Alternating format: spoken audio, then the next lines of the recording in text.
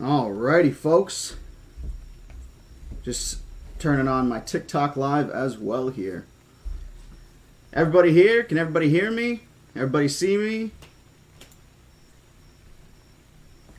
Hi, folks. Colorless Soldier, Cheese, Huss. Thank you guys all for being in the Twitch chat. Got a couple people here in the Twitch chat right now. Good. Okay. Glad you guys can hear me. Over on YouTube, is my my audio good? You guys can hear me more than the background music? Perfect, perfect. As long as the background music isn't too bad or anything. Oh, casual guy, don't even worry. Thank you guys all for hopping in here. I appreciate each and every one of you for watching. Same with each and every one of you over on TikTok. I genuinely appreciate it. I know I'm much smaller over here on TikTok, but, you know, I'm getting started. If any of my buddies do end up hopping in the live and everything, I see, I think my buddy Eli's here in the live. So, hi to everyone who's joining, and if you guys do end up watching me on Twitch and stuff, I do have some music set up for some ambiance and whatnot. But yeah, the book is definitely kind of crazy, I agree, and we'll get into some of that here in just a moment. Alrighty, well, it sounds like everything is loud and clear for both Twitch and YouTube. So we are going to get this started. Oh, it's 6 a.m. for you in Australia. All right. Well, I hope I hope that you enjoy this start to your morning, Colorless Soldier. All righty. And once again, thank you to everyone here who's hopping in. I'm doing all right. Thank you for asking. But all right. I hope everyone is enjoying yourselves. The last time we left off in Jurassic Park, we were just about to start the tour. Of course, the tour in the films is where they all got into the cars and stuff and actually started seeing the dinosaurs. So this week is definitely going to be where we're seeing more of the dinosaurs up front. Baby, don't hurt me. I see you there, Kai. Don't hurt me no more. All right. It's 7 p.m. in Ireland. Wow. Very drastically different there, colorless and casual. Two opposite parts. Happy Saturday to everybody else. Alrighty. Sorry folks, let's get this ball rolling. Thank you to everybody who's hopping in and watching me in the TikTok, YouTube, everywhere else. Much appreciated. I'm not Clayton Fiore, but I get that a lot. People think I am for some reason, but I'm not, though. If Clayton ever wants to collab, I'm always here for it. But yeah, alright, let's get this started. We're starting with the tour. This way, everybody, this way, Rodriguez said. By his side, a woman was putting out pith helmets with Jurassic Park labeled on the headband, and a little blue dinosaur logo. The line of Toyota Land Cruisers came out of an underground garage beneath the visitor center. Each car pulled up, driverless and silent. Two men in safari uniforms were opening the doors for passengers. 2 to 4 passengers a car, please. 2 to 4 passengers to a car, a recorded voice was saying. Children under 10 must be accompanied by an adult. 2 to 4 passengers to a car, please.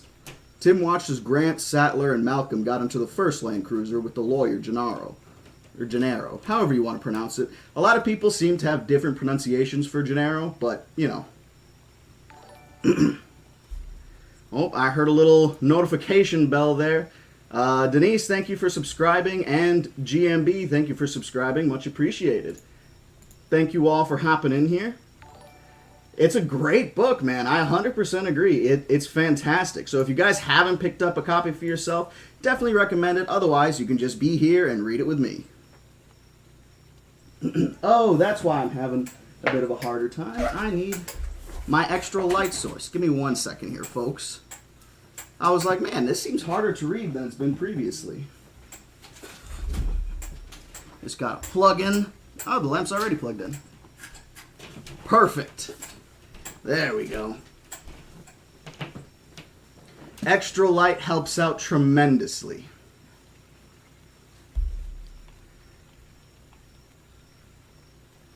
All right. Bada bing, bada boom. Bada bing, bada boom. All right, folks. Sorry, let's get back into it. Tim pointed to the first, Tim looked over at Lex, who was standing pounding her fist into her glove. She's got a baseball mitt, in case people missed that from the last part.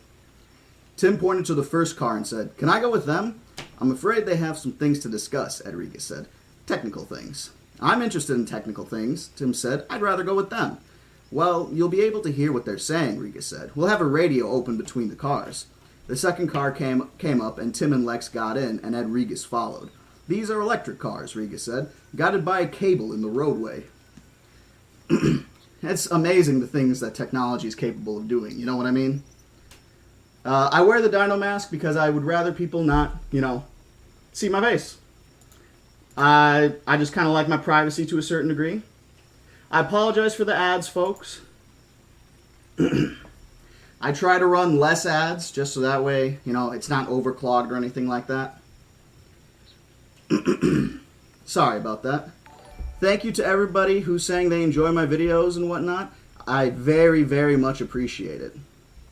And if any of my friends or fellow content creators are here in the chat, thank you all for joining me as well. I see, it looks like I got a couple of the golden hearts up there, so thank you very much. And I think someone just subscribed again. Void, thanks for the subscription, much appreciated.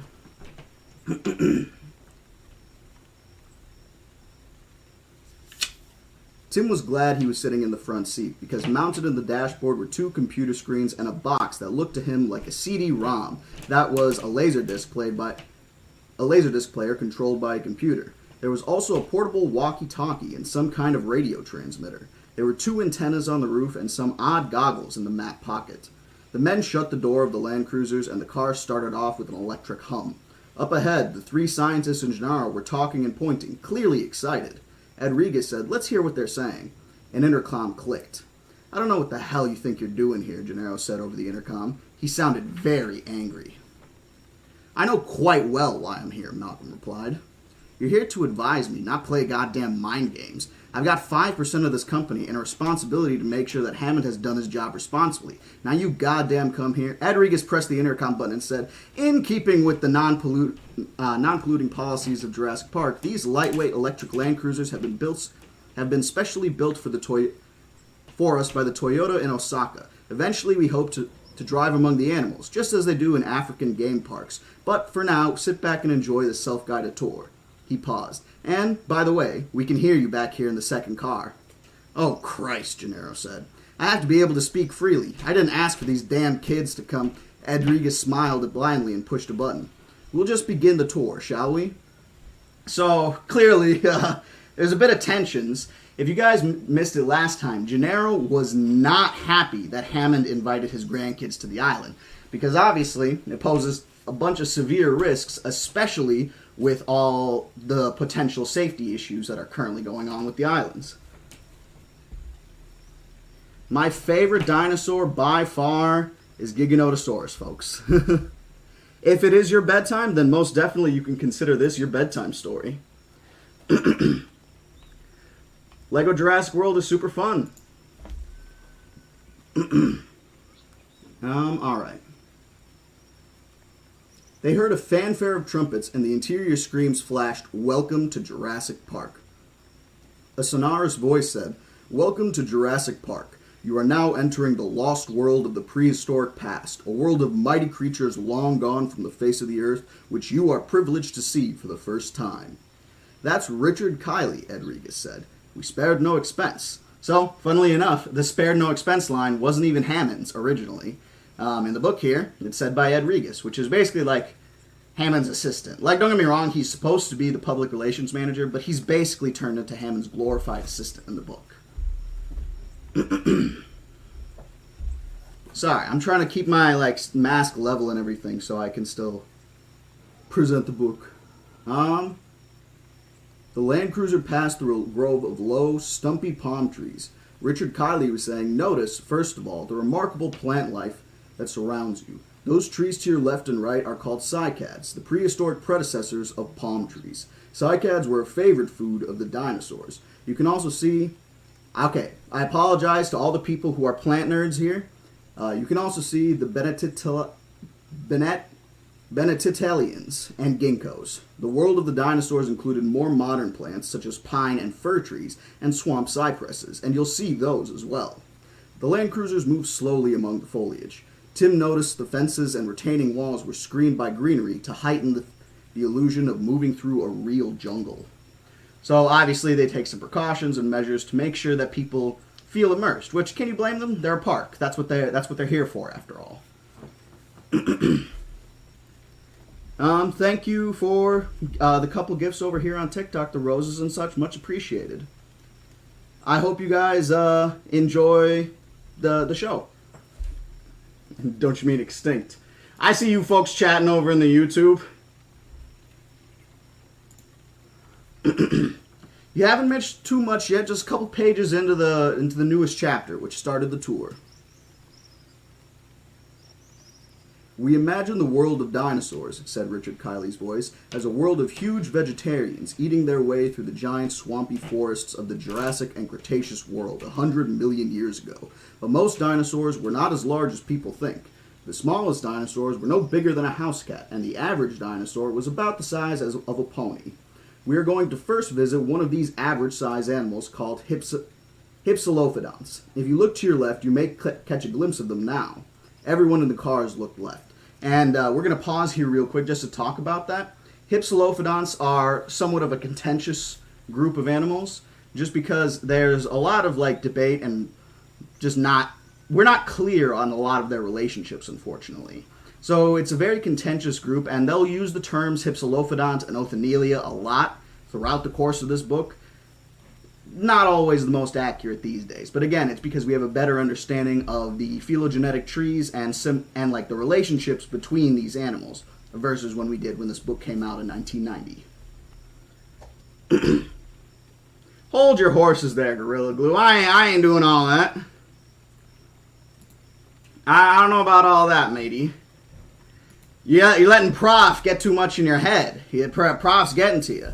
For those of you on TikTok, I know you don't. I don't really stream my gaming streams over here, but my buddy Prof be wildin' on the gaming streams. So check out my Twitch and YouTube live streams to see those. Alrighty. They all looked left. The Land Cruiser stopped on a low rise where a break in the foliage provided a view to the east. They could see the sloping forested area, which opened into a field of yellow grass that was about 3 feet high, but there was no sign of dinosaurs. Where are they? Lex asked.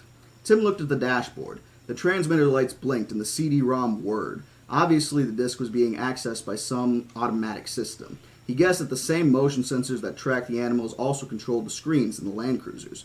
The screens now showed pictures of Hypsilophodonts and printed out data about them.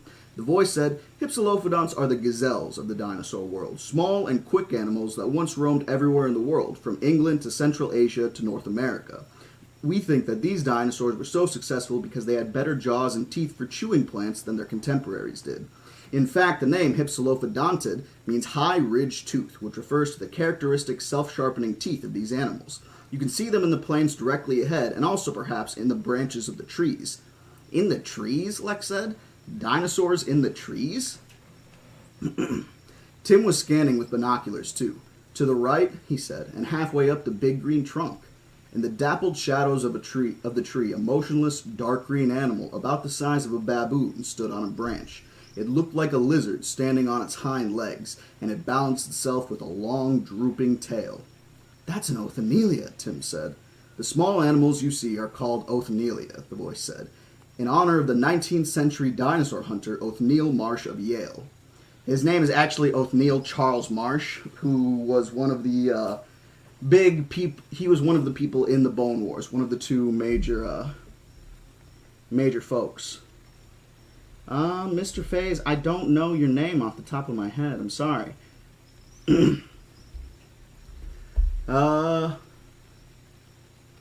Sorry, folks. Just checking the... Oh, everyone's just quoting Jurassic Park. All right, I like that. I like that.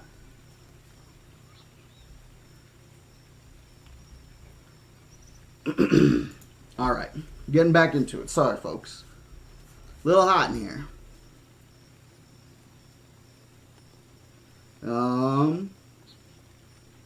Tim spotted two more animals on higher branches of the same tree. They were all about the same size, but none of them were moving. Pretty boring, Lex said. They're not doing anything. The main herd of animals can be found in the grassy plain below you, said the voice. We can rouse them with a simple mating call. A loudspeaker by the fence gave a long, nasal call, like a honking geese. From the field of grass directly to their left, 6 lizard heads poked up, one after another. The effect was comical, and Tim laughed, which, can you blame him? The heads disappeared, and the loudspeaker gave the call again, and once again the heads popped up in the exact same way, one after another. The fixed repetition of the behavior was striking. Hypsilophodonts are not especially bright animals, the voice explained. They have roughly the intelligence of a domestic cow. The heads were dull green, with a mottling of dark brown and blacks that extended down the slender neck. Judging from the size of the heads, Tim guessed their bodies were 4 feet long, about as large as a deer. Some of the Hypsilophodonts were chewing, the jaws working. One reached up and scratched its head with a 5-fingered hand. The gesture gave the creature a pensive, thoughtful quality. If you see them scratching, that's because they have a skin problem. The veterinarian scientists here at Jurassic Park think it may be a fungus or an allergy, but they're not sure yet. After all, these are the first dinosaurs in history ever to be studied alive. The electric motor of the car started, and there was a grinding of gears. At the unexpected sound, the herd of Hypsilophodons suddenly leapt into the air and bounded above the grass like kangaroos, showing their full bodies with massive hind limbs and long tails in the afternoon sunlight. In a few leaps, they were gone. Now that we've had a look at these fascinating herbivores, we will go on to some of the dinosaurs that are a little larger, quite a bit larger, in fact. The land cruisers continue onward, moving south through the Jurassic Park. So that's the end of that chapter there. Pretty short chapter. A lot of these chapters in Jurassic Park are fairly short overall. They don't really do as much of the breaking up as some of the other ones do, if that makes sense. Sorry, just going through here, making sure everything's muted.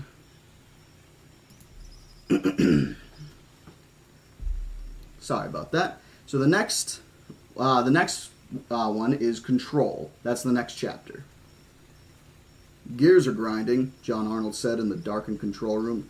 Have maintenance check the electric clutches on vehicles BB4 and BB5 when they come back. Yes, Mr. Arnold, replied the voice on the intercom. A minor detail, Hammond said, walking into the room. Looking out, he could see the 2 land cruisers moving south through the park. Muldoon stood in the corner, silently watching.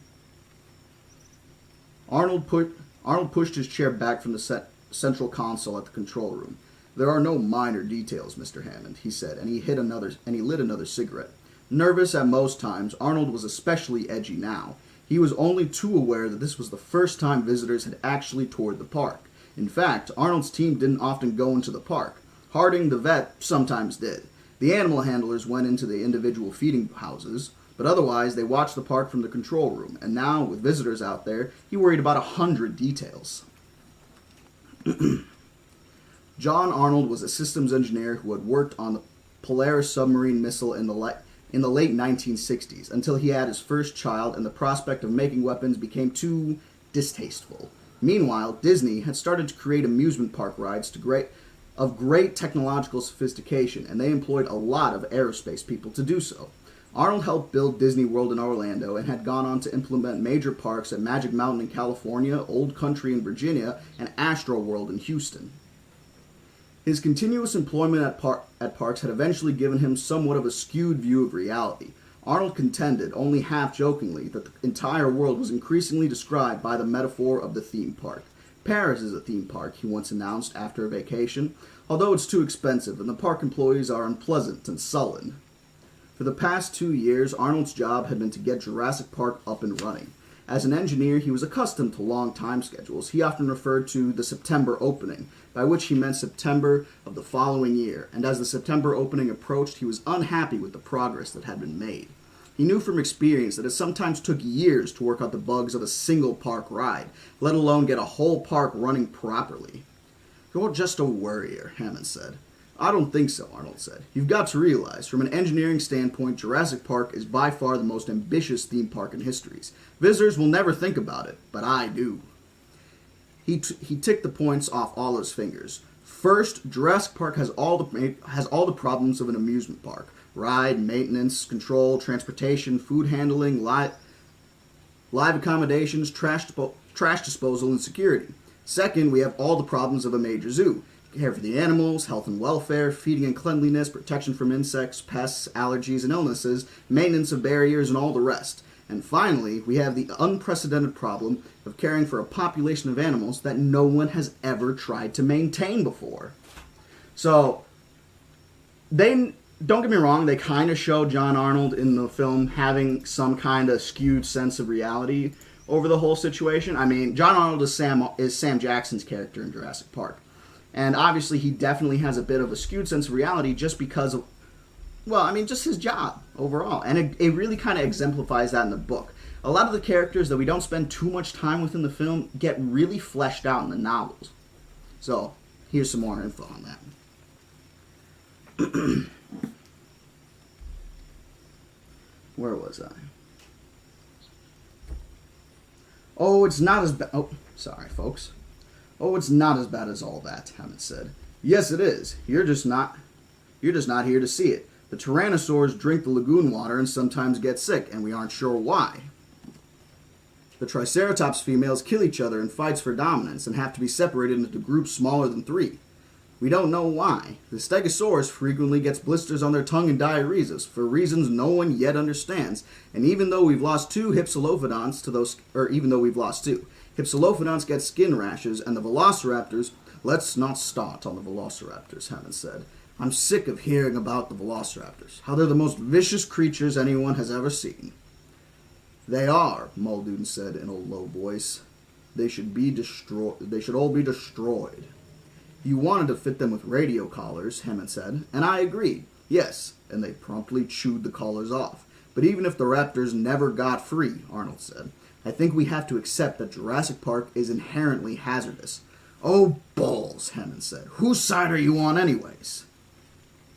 We now have 15 species of extinct animals, and most of them are dangerous. We've been forced to delay the Jungle River ride because of the Dilophosaurus, and the Teratops Lodge in the aviary because the pterosaurs are so unpredictable. Okay, so they say pterodactyls in the book, but pterodactyl isn't an accurate word, so we're going to stick with pterosaur.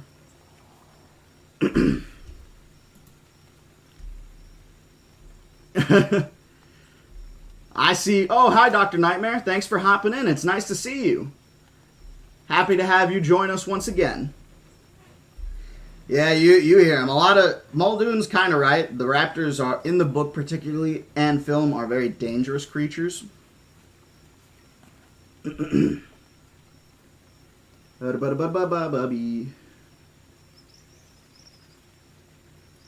aren't engineering delays, Mr. Hammond. They're problems with control of the animals. You've had plenty of engineering delays, Hammond said. Don't blame it on the animals. Yes, we have. In fact, it's all we could do to get the main attraction, Park Drive, working correctly, to get the CD-ROMs inside the cars to be controlled by the motion sensors. It's taken weeks of adjustment to get that working properly. And now the electric gear shifts on the car are acting up. The gear shifts! Let's keep it in perspective, Hammond said. You get the engineering correct, and the animals will fall into place. After all, they're trainable. From the beginning, there had been one of the core beliefs of the planners. The animals, however exotic, would fundamentally behave like animals in zoos anywhere. They would learn the regularities of their care, and they would respond. Meanwhile, how's the computer? Hammond said. He glanced at Dennis Nedry, who was working at a tech terminal in the corner of the room. This damn computer has always been a headache. We're getting there, Nedry said. If you had done it right in the first place, Hammond began, but Arnold put a restraining hand on his arm. Arnold knew that there was no point in antagonizing Nedry while he was working. It's a large system, Arnold said. There are bound to be glitches. In fact, the bug list now ran more than 130 items and included many odd aspects. My bad, folks. Apologies.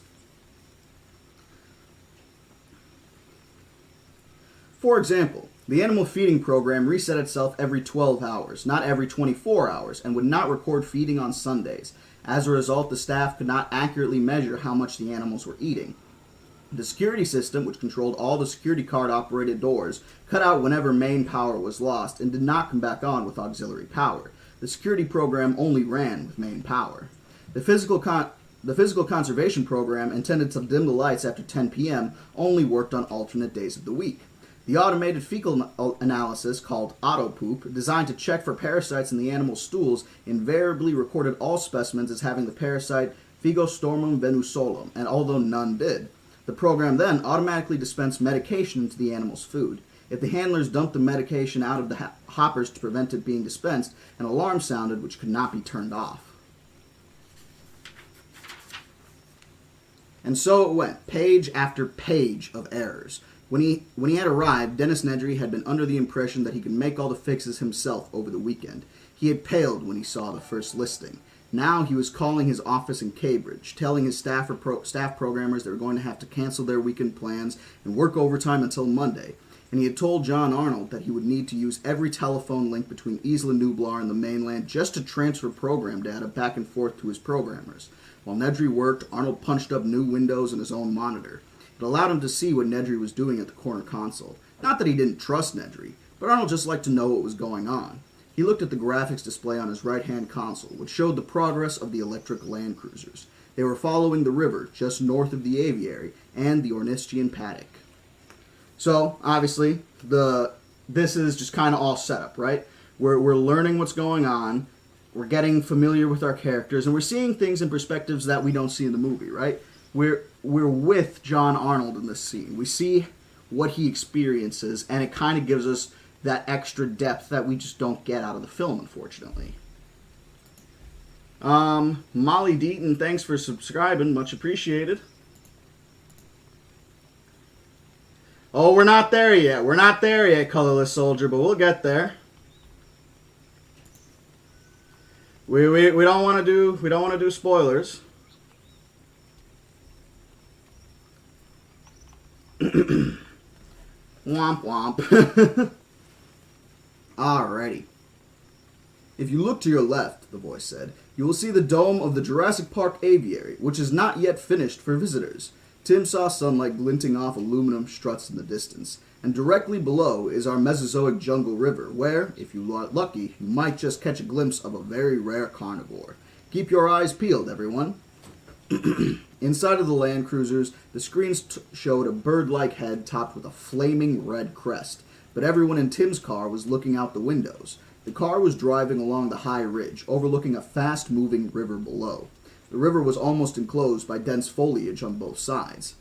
There they are now, the voice said. The animals you see are called Dilophosaurus. Despite what the recording said, Tim only saw one. The Dilophosaur crouched on its hind legs by the river, drinking. It was built on the basic carnivore pattern, with a heavy tail, strong hind limbs, and a relatively long neck. Its 10-foot-tall body was spotted yellow and black, like a leopard. But it was the head that held Tim's attention. Two broad, curving crests ran along the top of the head from the eyes to the nose. The crests met at the center, making a V shape above the dinosaur's head. The crests had red and black stripes, reminiscent of a parrot or a toucan. The animals gave a soft, hooting cry, like an owl. They're pretty, Lex said. The Dilophosaurus, the tape said, is one of the earliest carnivorous dinosaurs. Scientists thought that their jaw muscles were too weak to kill prey and imagined they were primarily scavengers, but now we know they are poisonous. Hey, Tim grinned. All right. Again, the distinctive hooting call of the Dilophosaurus drifted across the afternoon air towards them.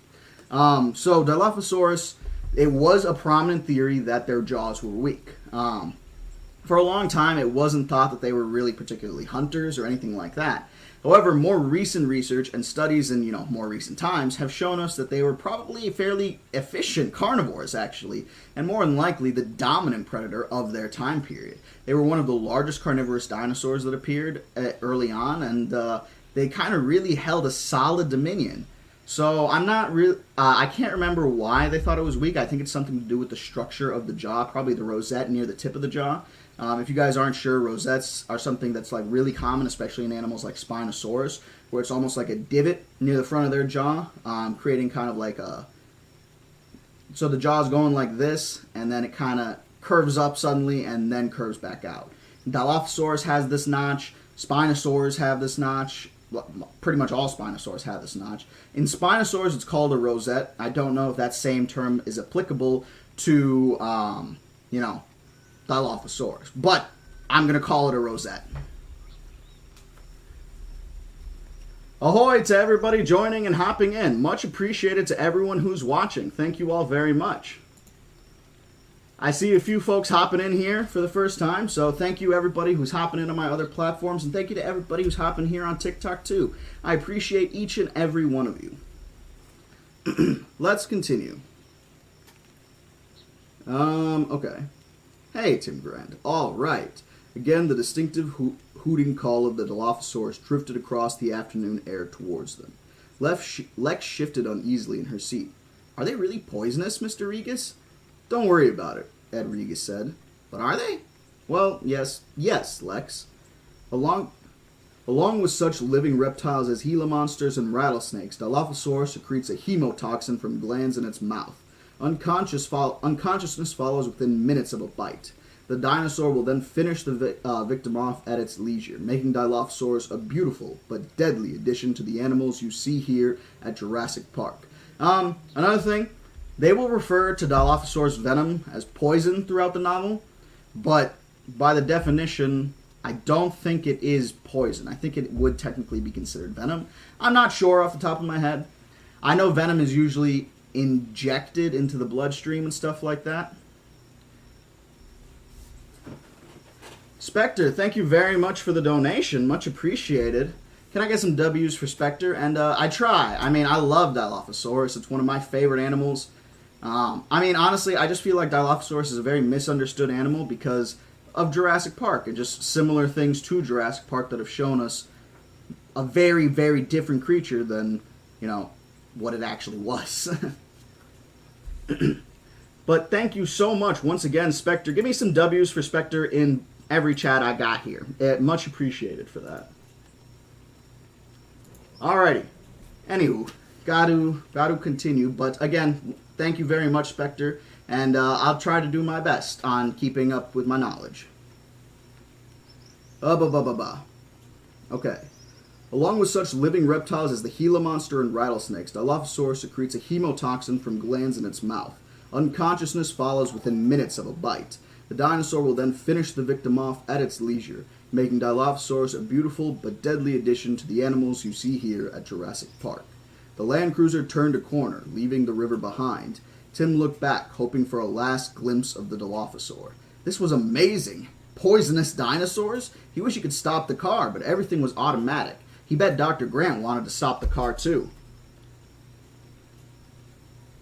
Oh, Spectator, thank you once again, man. Holy cannoli. I do my best. And I mean, they're not monsters. That's the thing, is like dinosaurs are animals. That's why when we're talking about, you know, anywhere in general, it's just we need to be respectful and understandable. That's why I don't really do dinosaur fight content on my page very much, because it's just not viable. These creatures, if they didn't have to, would not be big, monstrous creatures fighting each other. You know what I'm saying? So, once again, give me some W's for Spectre in the chat the second time today. Holy cannoli, Spectre. Once again, thank you very much, and I appreciate you more than I can say. And everyone who's watching in general, thank you guys for watching. I appreciate you all joining me here today for this read-through. Animals hunting each other is not the same as two big, monstrous predators fighting each other.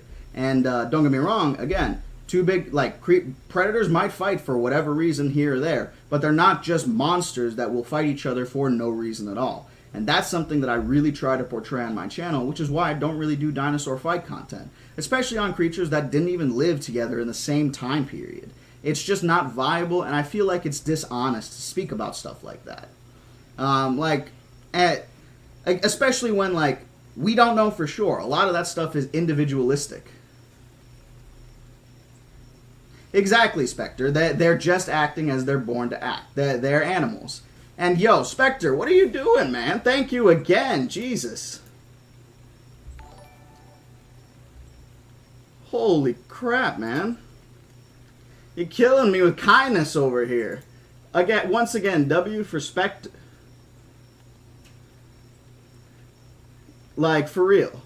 Thank you all. Thank you so very much, Spectre. I appreciate that immensely. Like, yeah, for real. This is a moment in history. But Spectre, thank you so very much once again. But let's continue. Let's stop procrastinating and get back to the book. And I appreciate that, Spectre. Like, thank you for enjoying my content and just, being a part of my community. I couldn't do it without, folks like you. And honestly, it warms my heart to know that you guys enjoy my content that much. So thank you very much once again, Spectre. And let's continue. For real, guys, Spectre, just in case you don't know, Twitch is going nuts for you. So you got a lot of W's from the Twitch chat. So thank you. Like, can't really say it enough. Got me a little emotional in here, bro. All right. If you look on the bluff to your right, you'll see Les Gigantes, or Les Gigantes. I can't tell for sure if it's supposed to be Gigantes or Gigantes. The site of our superb 3-star dining room. Chef Alain Richard hails from the world-famous La Beaumanière in France. Make your reservations by dialing 4 from your hotel rooms. Tim looked up on the bluff and saw nothing. Not for a while, though, Rodriguez said. The restaurant won't even start construction until November. Continuing on our prehistoric safari, we come to the next herbivores in the Ornithian group. If you look to your right, you can probably see them now. Tim saw 2 animals standing motionless in the shade of a tree. Triceratops, the size and color of an elephant with the size and gray color of an elephant with the truculent stance of a rhino.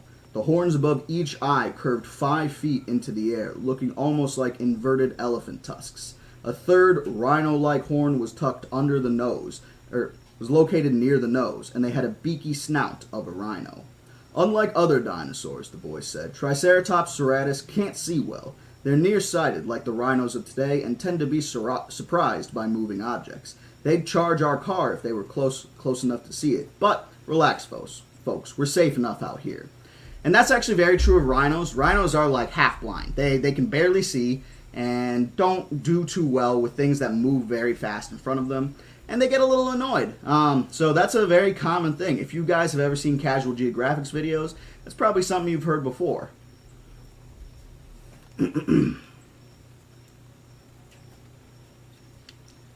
Oh.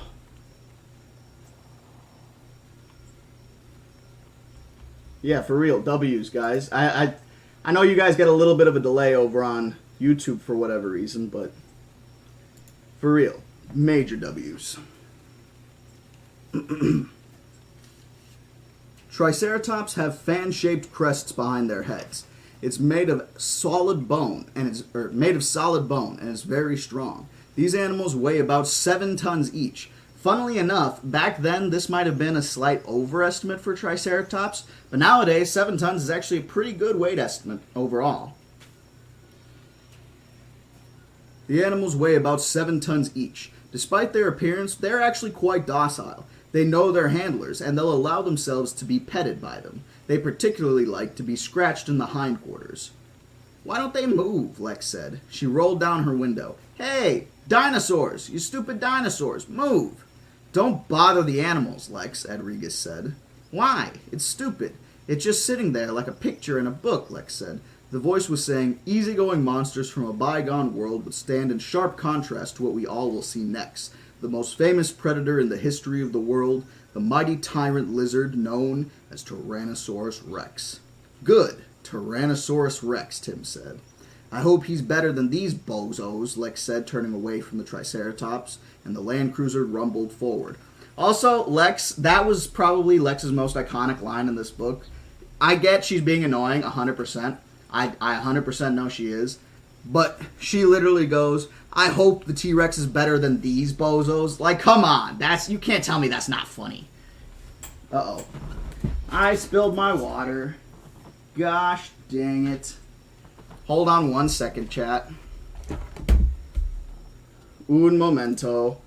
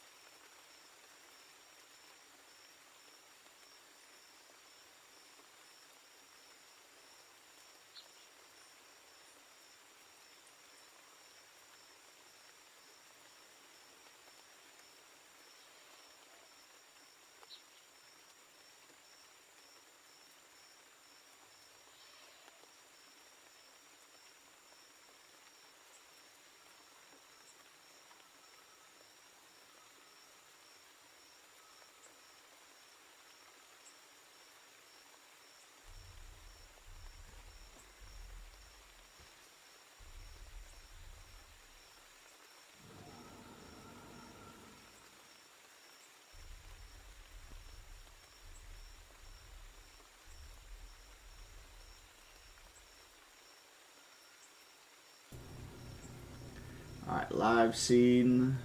Perfect. Just had to make sure. I'm back, baby. Water break is over. We're back to reading now. Prof would probably love How to Train Your Dragon stuff. Alright. So this next chapter is titled The Big Rex, which kind of gives away what's going on, but you know. The mighty Tyrannosaurus Rex arose late in dinosaur history. Dinosaurs ruled the Earth for 120 million years, but there were tyrannosaurs for only the last 15 million years of that period. The land cruisers stopped at the top of the rise of the hill.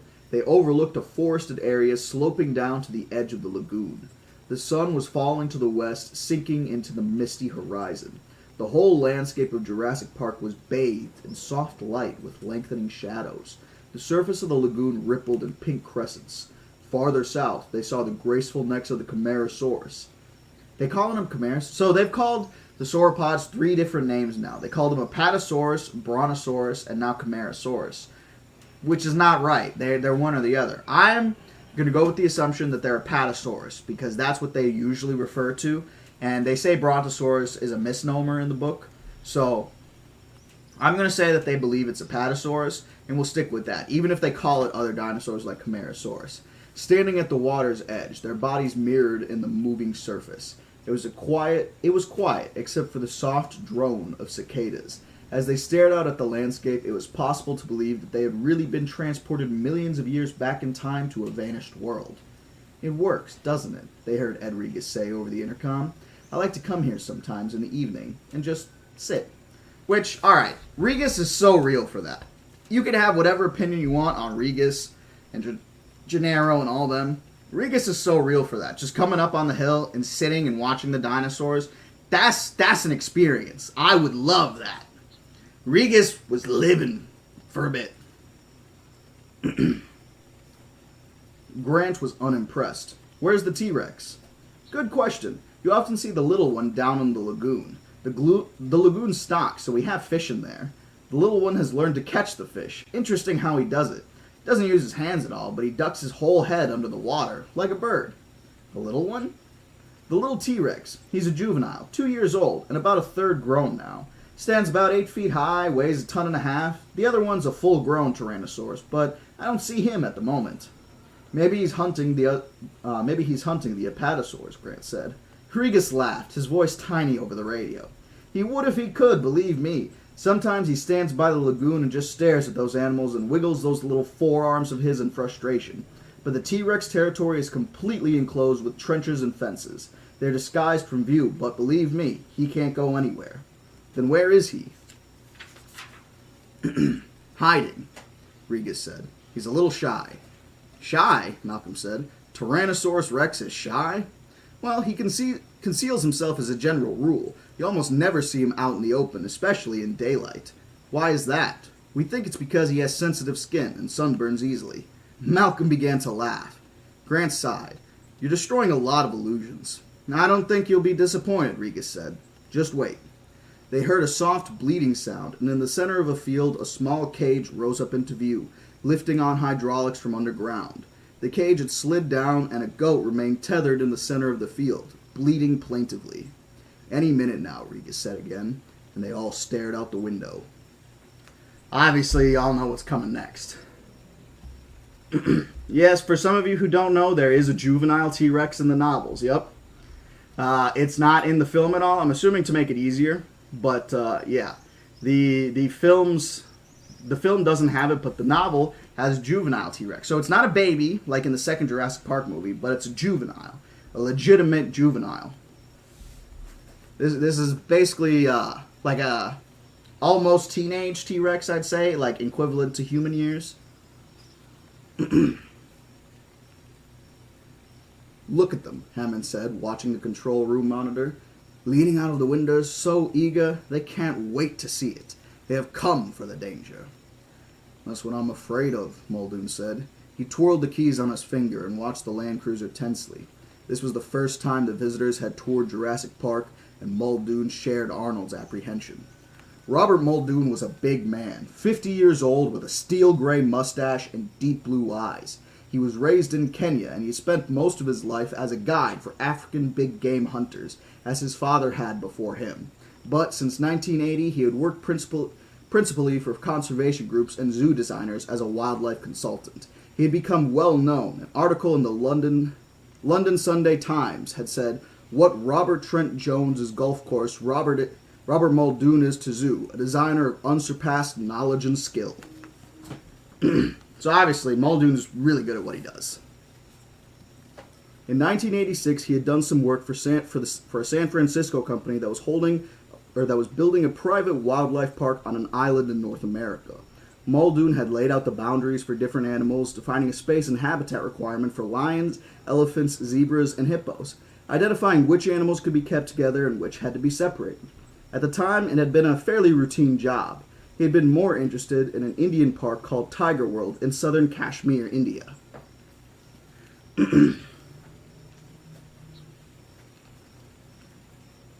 I don't know about that. Then, a year ago, he was offered a job as a game warden of Jurassic Park. It coincidence with the desire to leave Africa, and the salary was excellent. Muldoon had taken it on for a year. He was astonished to discover the park was really a collection of genetically engineered prehistoric animals. It was, of course, interesting work, but during his years in Africa, Muldoon had developed an unblinking view of animals, an unromantic view, that frequently set him at odds with Jurassic Park's management in California, particularly the little Martinet standing beside him in the control room. In Muldoon's opinion, cloning dinosaurs in a laboratory was one thing. Maintaining them in the wild was quite another. It was Muldoon's view that some of the dinosaurs were far too dangerous to be kept in a park setting at all. In part, the danger existed because they still knew so little about these animals.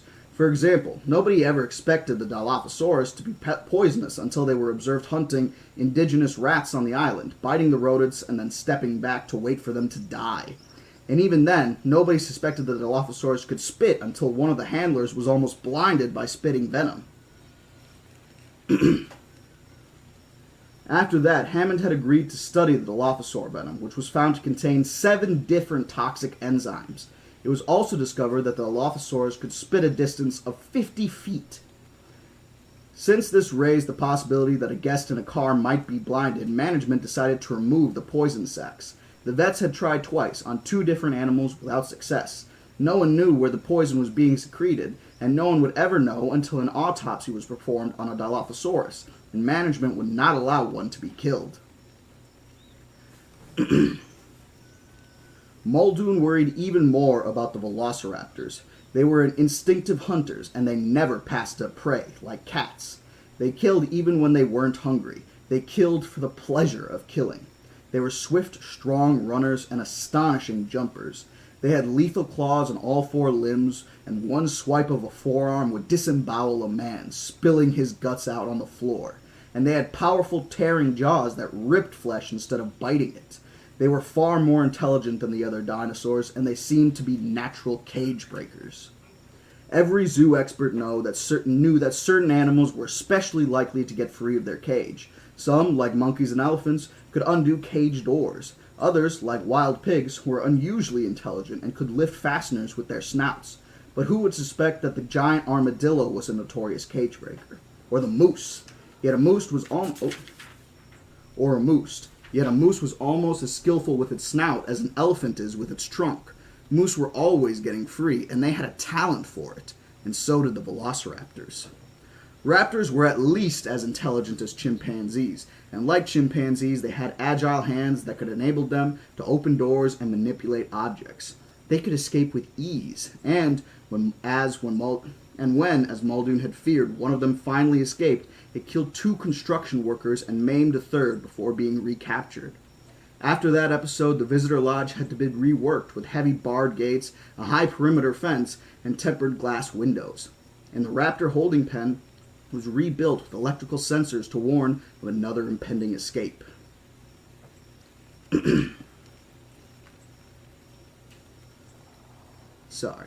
Muldoon wanted guns as well, and he wanted shoulder-mounted tow missile launchers. Hunters knew how difficult it was to bring down a 4-ton African elephant, and some of the dinosaurs weighed 10 times as much. Management was horrified, insisting there be no guns anywhere on the island. When Muldoon threatened to quit and take his story to the press, a compromise was reached. In the end, 2 specially built laser-guided missile launchers were kept in a locked room in the basement, and only Muldoon's had the keys to the room. These were the keys that Muldoon was twirling now. "I'm going downstairs," he said. Arnold, watching the control rooms, nodded. The 2 land cruisers sat at the top of the hill, waiting for the T-Rex to appear. "Hey," Dennis Nedry called from the far console. "As long as you're up, get me a Coke, okay?" Nedry, bro. Hey, y'all calm down a bit in this chat. I see y'all being a little weird. It's okay. A little fruity. I get it, Dr. Nightmare. Dilophosaur is an awesome animal.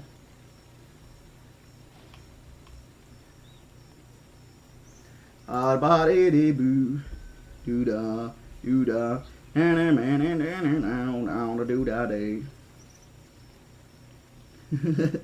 I'm sorry, my arms aren't that tiny, I promise. Alright. Grant waited in the car, watching quietly. The bleating of the goat became louder, more insistent. The goat tugged frantically at its tether, racing back and forth. Over the radio, Grant heard Lex say in alarm, "What's going to happen to the goat? Is he going to eat the goat?" "I think so," someone said to her, and then Ellie turned the radio down. They then smelled the odor, a garbage stench of putrefaction and decay that drifted up the hillside towards them. Grant whispered, "He's here." "She," Malcolm said. The goat was tethered in the center of the field, 30 yards from the nearest trees. The dinosaur must be somewhere among the trees, but for a moment Grant could see nothing at all. Then he realized he was looking too low. The animal's head stood 20 feet above the ground, half concealed among the upper branches of the palm trees.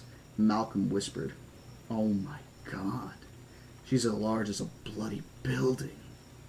Grant stared at the enormous square head, 5 feet long, mottled reddish-brown with huge jaws and fangs. The Tyrannosaur's jaws worked once, opening and closing, but the huge animal did not emerge from hiding.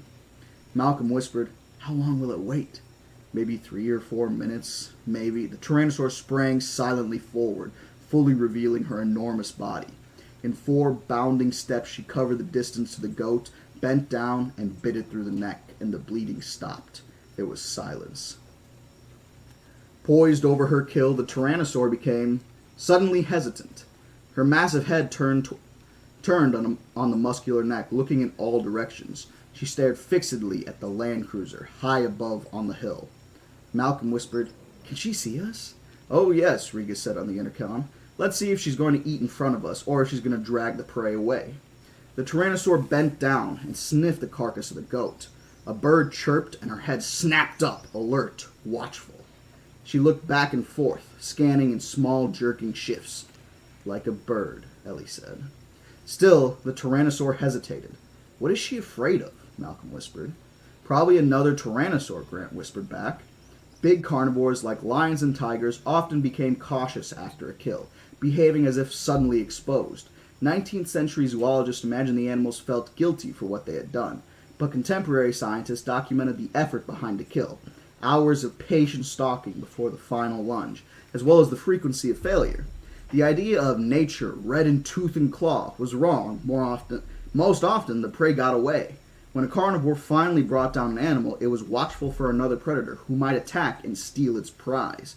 Thus, the Tyrannosaur was probably fearful of another Tyrannosaur, which is probably really true. Like, this is probably one of the most accurate parts of the book. Most predators in general get nervous after taking down an animal.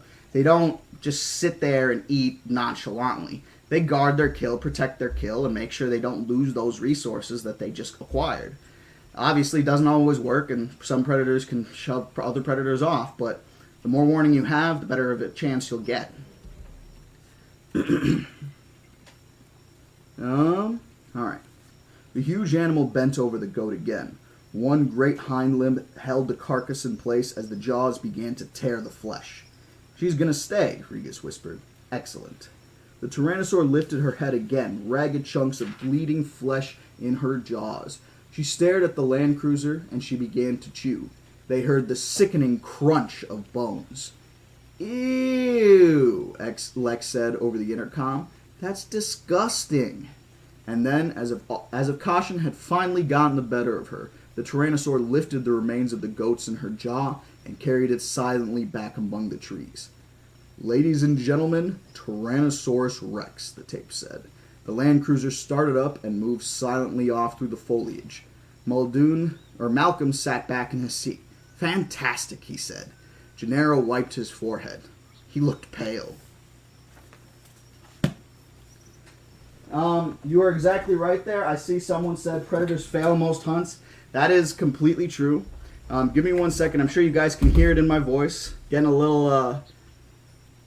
little hoarse here.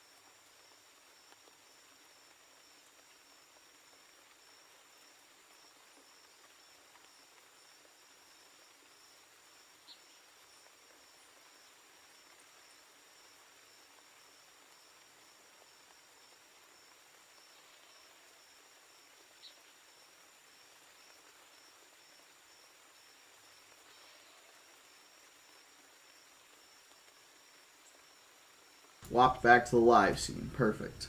All right. Sorry, my beard be getting caught in the mask sometimes, so I got to adjust it so my beard doesn't feel uncomfortable while it's in there. You guys know how it goes. Man, 8,000 likes on this live stream. Thank you all so very much. I appreciate all the likes. Thank you, guys. Huh?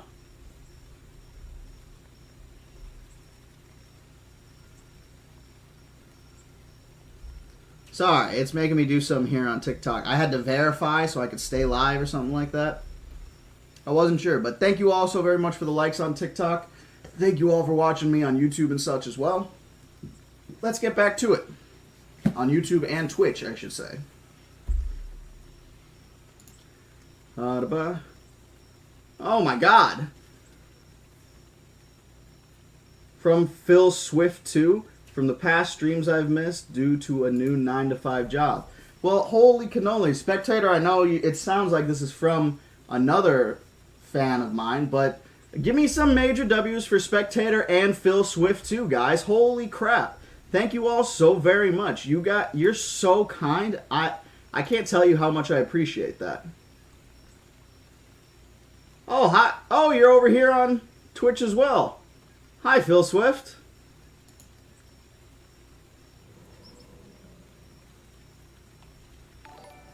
I agree, Colorless Soldier. I do like colorful dinosaurs as well. But again, oh my God. Phil Swift and Spectator, thank you. I don't know if... Okay. So it is both of you. But again, thank you so much. I can't tell you how much I appreciate that. That is insane. Spectator, major W's. I appreciate you so very much, man. Thank you. Thank you very much. I can't say it enough. You know what I mean? That's right, Chad. Give me some major W's for him, and we'll continue this. I noticed that, Phil. It is a little, or Spectator. It is a little delayed on YouTube. I don't know why that is. I start the live at the same time. I'm assuming it's because I'm using something like a third-party source to do it. And it might just be having a more difficult time going to YouTube for some reason. So keep that in mind, folks on YouTube. If you do want it to be a little earlier, you guys can definitely check out this live on Twitch as well. And see basically like a minute in advance. But thank you all very much. Harsh, the art in the thumbnail, I'm assuming you're talking about the Tyrannosaur picture. I got that from Clayton Fioriti. His YouTube page. He had that on on one of his thumbnails, and I mean, it's a very good art picture for Jurassic Park. So you know, but once again, major W's for Spectator. Sorry, Spectator, I'm using a different account right now, or I would have hearted those donations as well.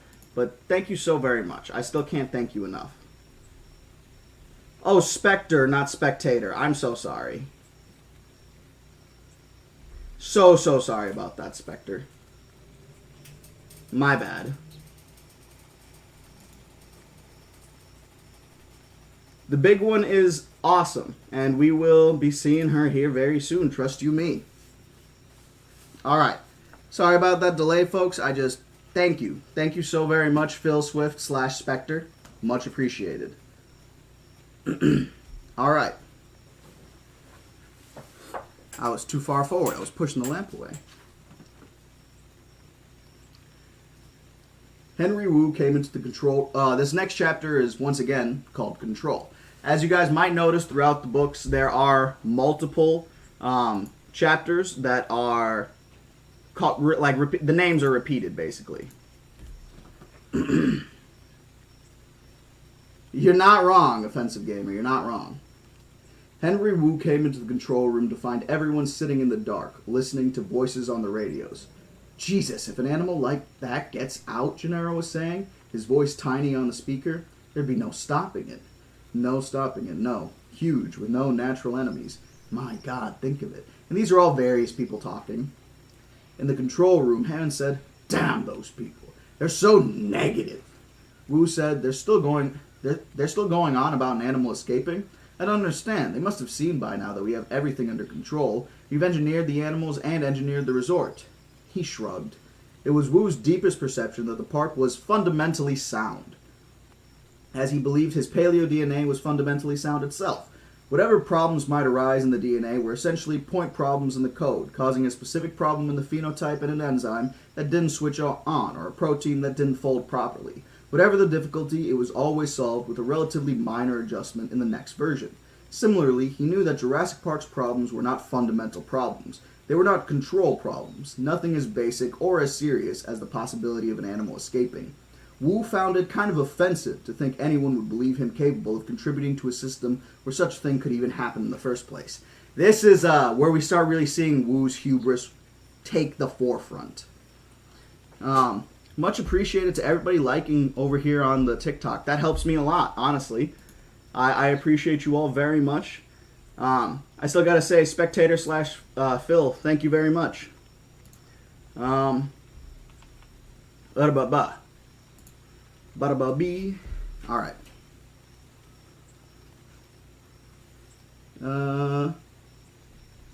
It's that Malcolm, Hammond said darkly. He's behind it all. He was against us from the start, you know.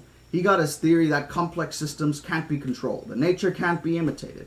I don't know what his problem is. Hell, we're just making a zoo here. World's full of them, and they all work fine. But he's going to prove his theory or die trying, and I just hope he doesn't panic Gennaro into trying to shut the park down. Wu said, "Can he do that?" "No," Hammond said, "but he can try. He can try and frighten the Japanese investors and get them to withdraw funds. Or he can make a stink with the San Jose government. He can make trouble." Arnold stubbed out his cigarette. "Let's wait and see what happens," he said. "We believe in the park. Let's just see how it plays out." Muldoon got off the elevator, nodding to the ground floor guard, and went into the downstairs to the basement. He flicked on the lights. The basement was filled with 24 Land Cruisers arranged in neat rows. These were the electric cars that would eventually form an endless loop, touring the park and returning to the visitor center. In the corner was a Jeep with a red stripe and one of 2 gasoline-powered vehicles. Harding, the vet, had taken the other out this morning, which could go anywhere in the park, even among the animals. The Jeeps were painted with a diagonal red stripe because for some reason it discouraged the Triceratops from charging the car. So that's a little fun tidbit. In the film, obviously, they don't explain why the Jurassic Park Jeeps have that red coloration on them, but it's to stop the Triceratops from charging at them, which I always thought was a really fun little tidbit. Muldoon moved past the Jeep toward the back. The steel door to the armament room was unmarked. He unlocked it with his key and swung the heavy door wide. Gun racks lined the interior. He pulled out a Randler shoulder launcher, and a case of canisters. He tucked 2 gray rockets under his other arms. After locking the door behind him, he put the gun in the back seat of the Jeep, and as he left the garage, he heard the distant rumble of thunder.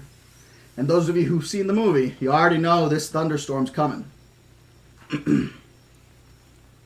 "Looks like rain," Rodriguez said, glancing up at the sky. The Land Cruisers had stopped again near Sauropod Swamp. A large herd of Apatosaurus was grazing at the edge of the lagoon, eating the leaves of the upper branches of the palm trees. In the same area were several duck-billed hadrosaurs, which, in comparison, looked significantly smaller. Of course, Tim knew hadrosaurs weren't really that small. It was only that the Apatosaurs were so much larger. Their tiny heads reached 50 feet into the air, extending out on their long necks. "The big animals you see are commonly called Brontosaurus," the recording said, "but they are actually Apatosaurus. They weigh more than 30 tons. That means a single animal is as big as a whole herd of modern elephants. You may notice that their preferred area along the lagoon is not swampy. Despite what the books say, Brontosaurus avoid swamps. They prefer dried land." "Brontosaurus is the biggest dinosaur, Lex," Rodriguez said. Tim didn't even bother to contradict him. Actually, Brachiosaurus was 3 times as large, and some people thought animals like Ultrasaurus and Seismosaurus were even larger than Brachiosaurus. Seismosaurus might have weighed 100 tons. So that's something to keep in mind too, that this was outdated. People weren't really sure how big these creatures were back then. So, you know, it was a much different time. Dinosaurs weren't as prominent in media, and we still weren't sure on what a lot of these creatures were like, let alone how big they could be in public perception. Seismosaurus and Ultrasaurus, I believe, are both dubious species now, renamed to something else, but you kind of get the gist.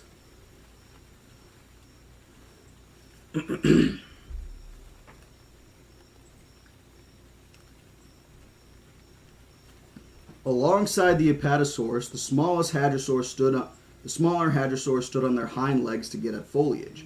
They moved gracefully for such large creatures. Several infant hadrosaurs scampered around the adults, eating the leaves that dropped from the mouths of the larger animals. The dinosaurs of Jurassic Park don't breed, the recording said. The younger animals you see were introduced a few months ago, already hatched, but the adults nurture them anyways. There was a rolling growl of thunder, and the sky was darker, lower, and menacing. Yeah, looks like rain, all right, Regas said. The car started forward, and Tim looked back at the hadrosaurs. Suddenly, off to one side, he saw a pale yellow animal moving quickly. There were brownish stripes on its back, and he recognized it instantly. "Hey," he said. He shouted, "Stop the car!" "What is it?" Regas said. "Quickly, stop the car!" We moved on to now see the last of our great prehistoric animals, the stegosaurs, the recorded voice said. "What's the matter, Tim?" "I saw one! I saw one in the field out there." "Saw what?" "A raptor! In that field!" The stegosaurs are a mid-Jurassic animal, evolving about 170 million years ago, the recording said.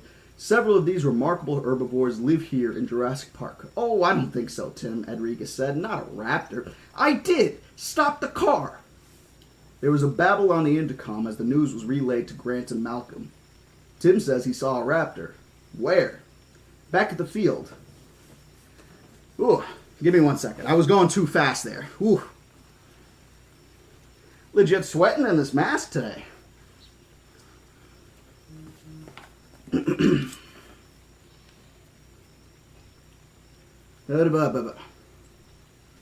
Let's go back and look. "We can't go back," Regas said. "We can only go forward. The cars are programmed." "We can't go back?" Grant said. "No, sorry. You see, it's kind of a ride." "Tim, this is Professor Malcolm," a voice said, cutting into the intercom. "I have just one question for you about this raptor. How old would you say?" "Older than the baby raptor we saw today," Tim said, "and younger than the big adults in the pen. The adults were 6 feet tall. This one was probably about half that size." "That's fine. I only saw it for a second," Tim said. "I'm sure it wasn't a raptor," Regas said. "It couldn't possibly be a raptor. Must have been one of the Othies. They're always jumping the fences. We have a hell of a time keeping them inside." "I know it was a raptor," Tim said. "I'm hungry," Lex replied, and she started to whine. In the control room, Arnold turned to Wu. "What do you think the kid saw?" "I think it must have been an Othie." Arnold nodded. "Oh my God." Holy cannoli, Taldas, thank you again. Shoot, man, between Taldas and Spectre, y'all are making me emotional today. Thank you so very much. You guys will probably get the sick herbivore today, yes, soldier. Holy cannoli. Thank you so much again, Taldas. Guys, give me some major W's for Taldas and all the chats. I appreciate that so very much. What are these? Bits?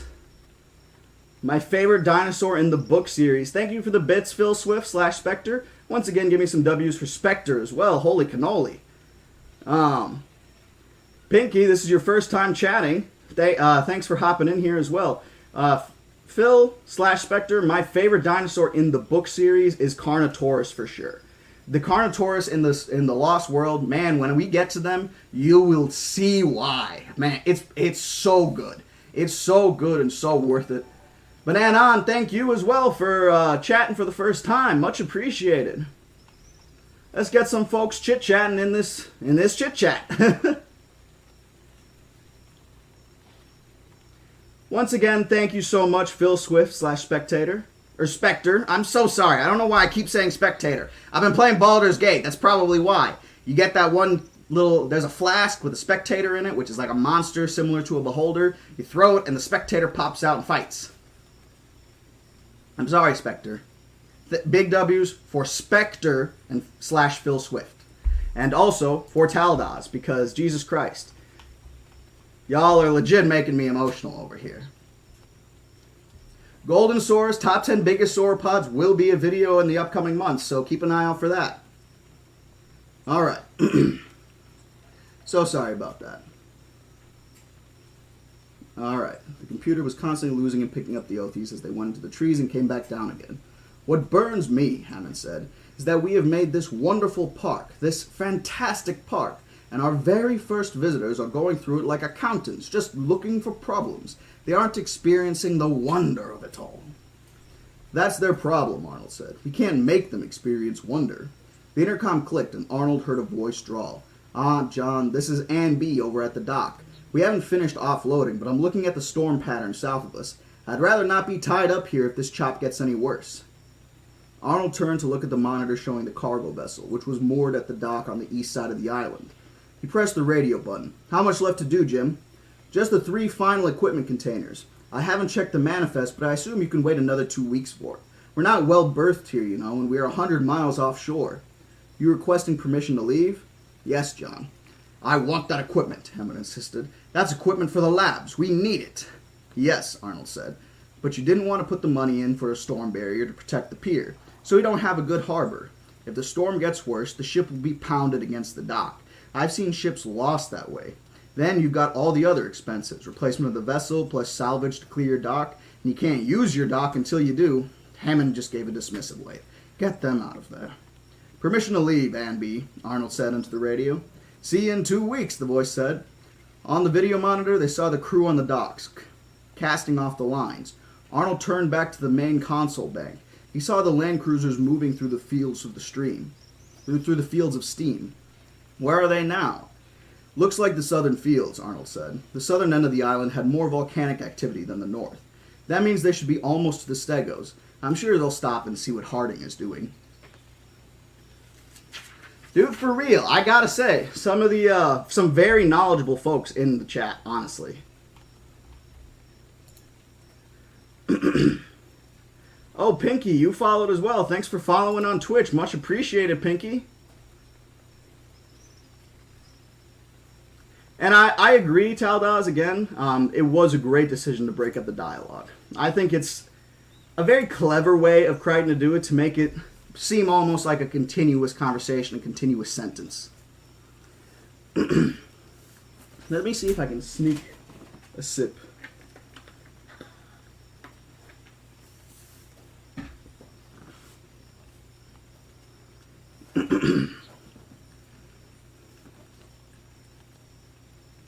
Alright, that didn't look too bad.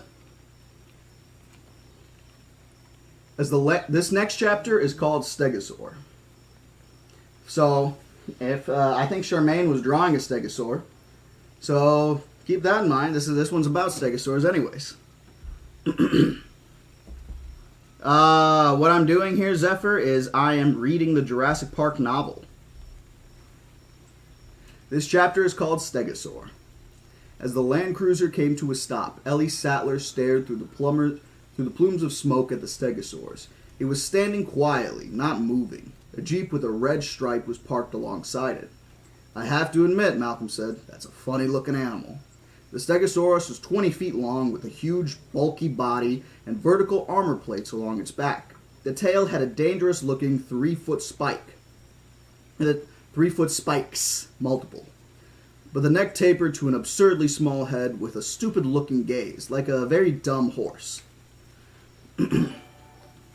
Oh, I heard another notification there.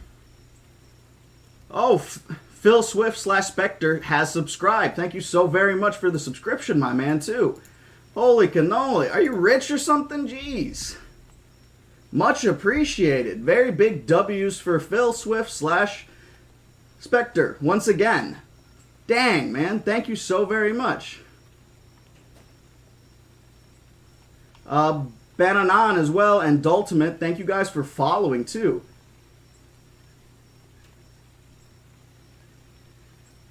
Phil Swift / Spectre, thank you very much.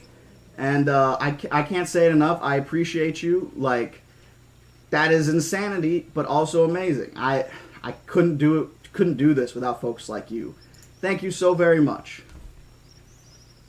Like, again, holy cannoli.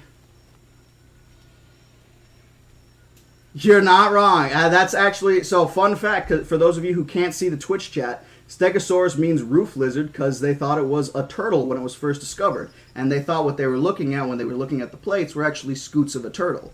So, just thought that it was really cool. Oh, Phil Swift, you don't owe me anything. But honestly, I appreciate it so very much. Thank you for coming in here. And, again, I couldn't do this without folks like you. Thank you. Sorry, but I think some folks are getting annoyed that I'm not reading, so let's continue with that. And again, thank you to everyone who just subscribed, and Phil Swift for subscribing on Twitch, which helps me out a lot. Well, I'm definitely not blonde with blue eyes, Golden Source, I'll tell you that much. My hair is it's pretty black. Pretty black. Alrighty. Grant was... Oh, wait. As they watched, a man walked around from behind the animal. That's our vet, Regis said. Dr. Harding. He's anesthetized the stego, which is why it's not moving. It's sick. Grant was already getting out of the car, hurrying toward the motionless stegosaur. Ellie got out and looked back at the second Land Cruiser, pulled up, and the two kids hopped out immediately. What's he sick with? Tim said. They're not sure, Ellie said. The great leathery plates along the Spinosaurus spine drooped slightly. It breathed slowly. I said Spinosaurus? Stegosaurus spine. It breathed slowly, laboriously, making a wet sound with each breath. Is it contagious? Lex asked. They walked toward the tiny head of the animal, where Grant and the vet were on their knees, peering into the stegosaur's mouth. Lex wrinkled her nose. This thing sure is big, she said, and smelly. My hair is pretty long, yeah. Good evening. Hello to everyone hopping in and joining. Thank you for hopping in and joining us. I appreciate it very much.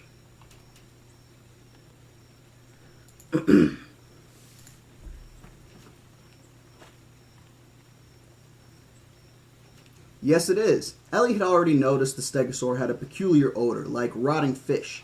It reminded her of something she knew, but she couldn't quite place. In any case, she had never smelled a stegosaur before. Maybe this was its characteristic odor, but she had her doubts. Most herbivores did not have a strong smell, nor did their droppings unless they were filthy. It was reserved for the meat eaters to develop a real stink. Is that because it's sick? Lex asked. Maybe. And don't forget, the vets tranquilized it. Ellie, have a look at this tongue, Grant said. The dark purple tongue drooped limply from the animal's mouth. The vet shone a light on it so she could see the very fine silvery blisters. Microvesicles, Ellie said. Interesting. So this is going... this is the Triceratops scene from the film, right? It's the same film where, you know, there's the same part where they see the sick Triceratops and they're looking at it, trying to see why it's sick, blah, blah, blah. But in this, it's a Stegosaurus, which is the original. So, a little interesting tidbit. They swapped that for some reason. They swap these animals a lot between the novel and the films. They just where they appear. You'll see that as I get into the second novel as well. All right. We've had a difficult time with these things, the vet said. They're always getting sick. What are the symptoms? Ellie asked. She scratched the tongue with her fingernail. A clear liquid exuded from the broken blisters. Ugh, Lex said. Imbalance, disorientation, labored breathing, and massive diarrhea, Harding said. Seems to happen about once every 6 weeks or so. They feed continuously? Oh yes, Harding said. Animal this size has to take a minimum of 500 or 600 pounds of plant matter daily just to keep going. They're constant foragers. Then it's not likely to be poisoning from a plant, Ellie said. Constant browsers would be constantly sick if they were eating a toxic plant, not every 6 weeks. Exactly, the vet said. May I? Ellie asked. She took the flashlight from the vet. You have pupillary effects from the tranquilizer, she said, shining the light in the stegosaur's eye. Yeah, there's a miotic effect. Pupils are constricted. But these pupils are dilated, she said. Harding looked. There was no question. The stegosaur's pupil was dilated and did not contract with light shown on it. I'll be damned, he said. There's a pharmacological effect. Yes, Ellie got back on her feet and looked around. What's the animal's range? About 5 square miles in this general area, she asked. They were in an open meadow with scattered rocky outcrops and intermittent plumes of steam that rising from the ground. It was late afternoon and the sky was pink beneath the lowering gray clouds. The range is mostly north and east of here, Harding said, but when they get sick, they're usually somewhere around this particular area. It was an interesting puzzle, she thought, how to explain the periodicity of the poisoning. She pointed across the field. You see those low, delicate-looking bushes? West Indian lilac, Harling nodded. We know it's toxic, but the animals don't eat it. So, this is one thing that kind of frustrated me about the film. They don't explain what's going on.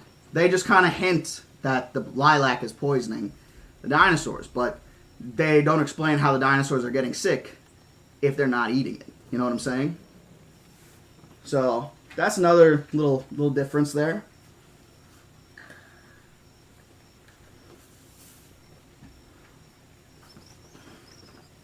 Oh.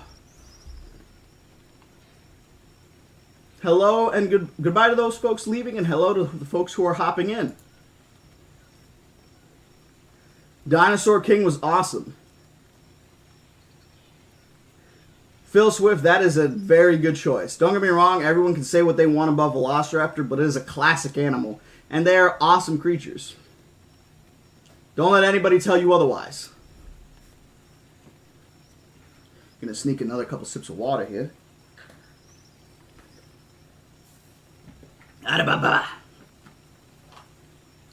Hello to everybody joining on TikTok as well. Thank you guys for hopping in here. Much appreciated. Let's continue.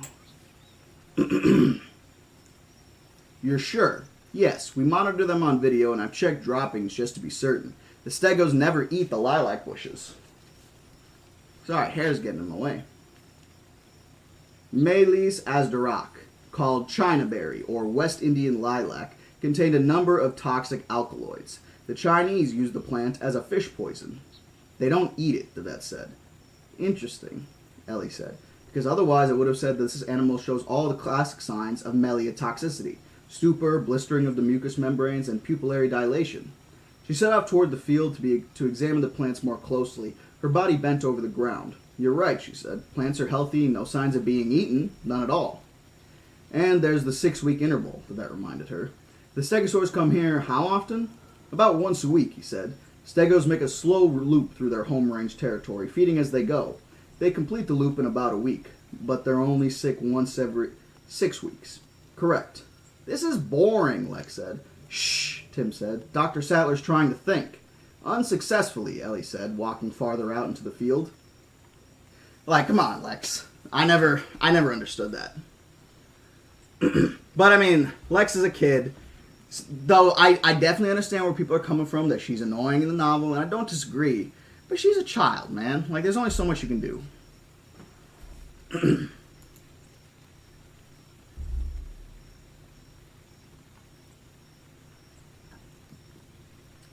Sorry, just seeing. Oh, you guys are still talking about Dinosaur King in here. I see. Hello, Spartan, and hello everyone else hopping in and everyone else leaving. Alright, behind her, she heard Lex saying, "Anybody want to play a little pickle?" Ellie stared at the ground. The field was rocky in many places. She could hear the sound of the surf somewhere to the left.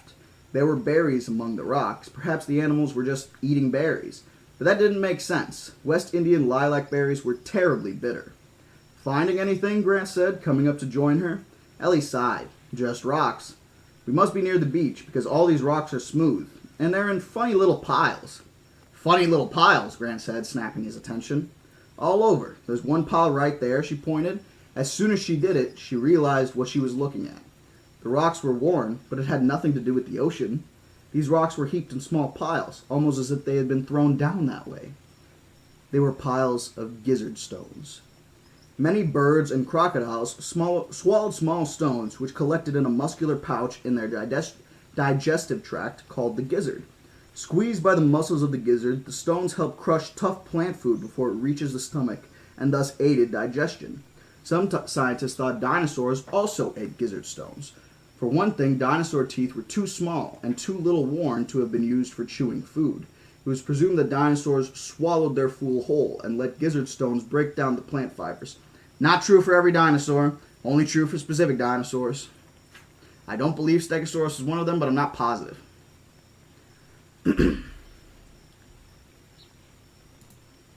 But you know, it goes how it goes.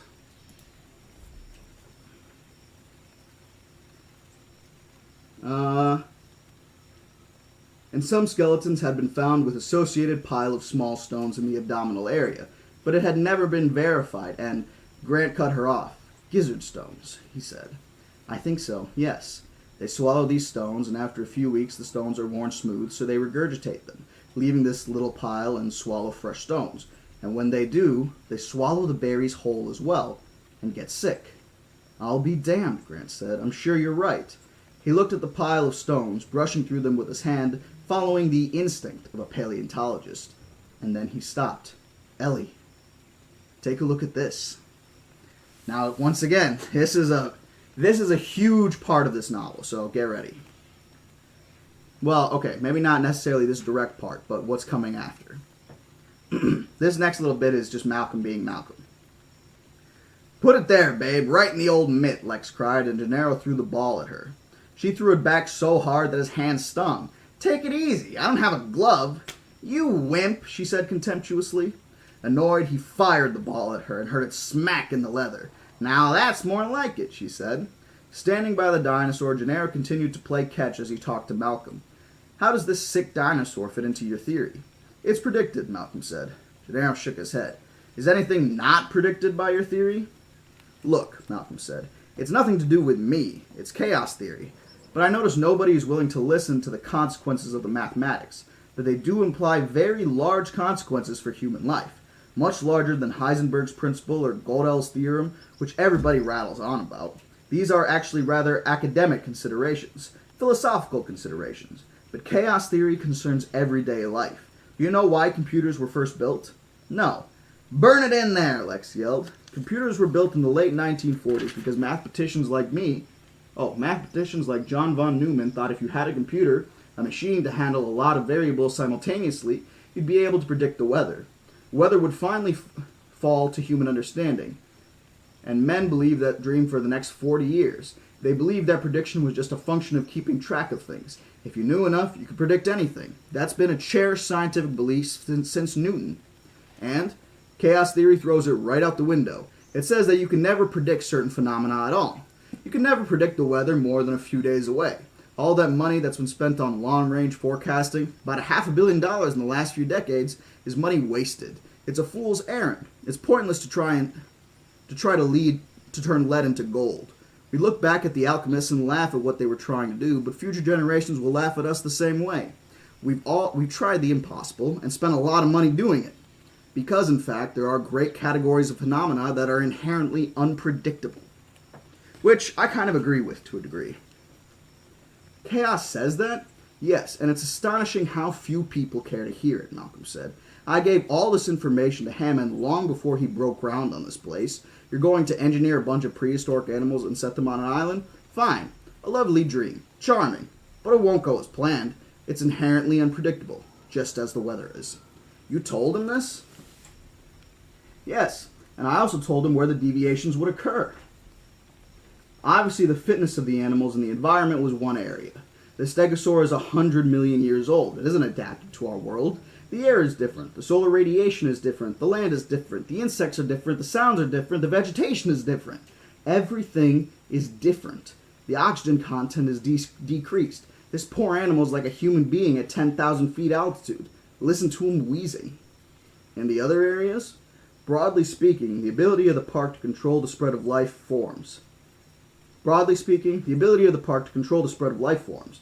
the history of evolution is that life escapes all barriers. Life breaks free. Life expands to new territories, painfully, perhaps even dangerously.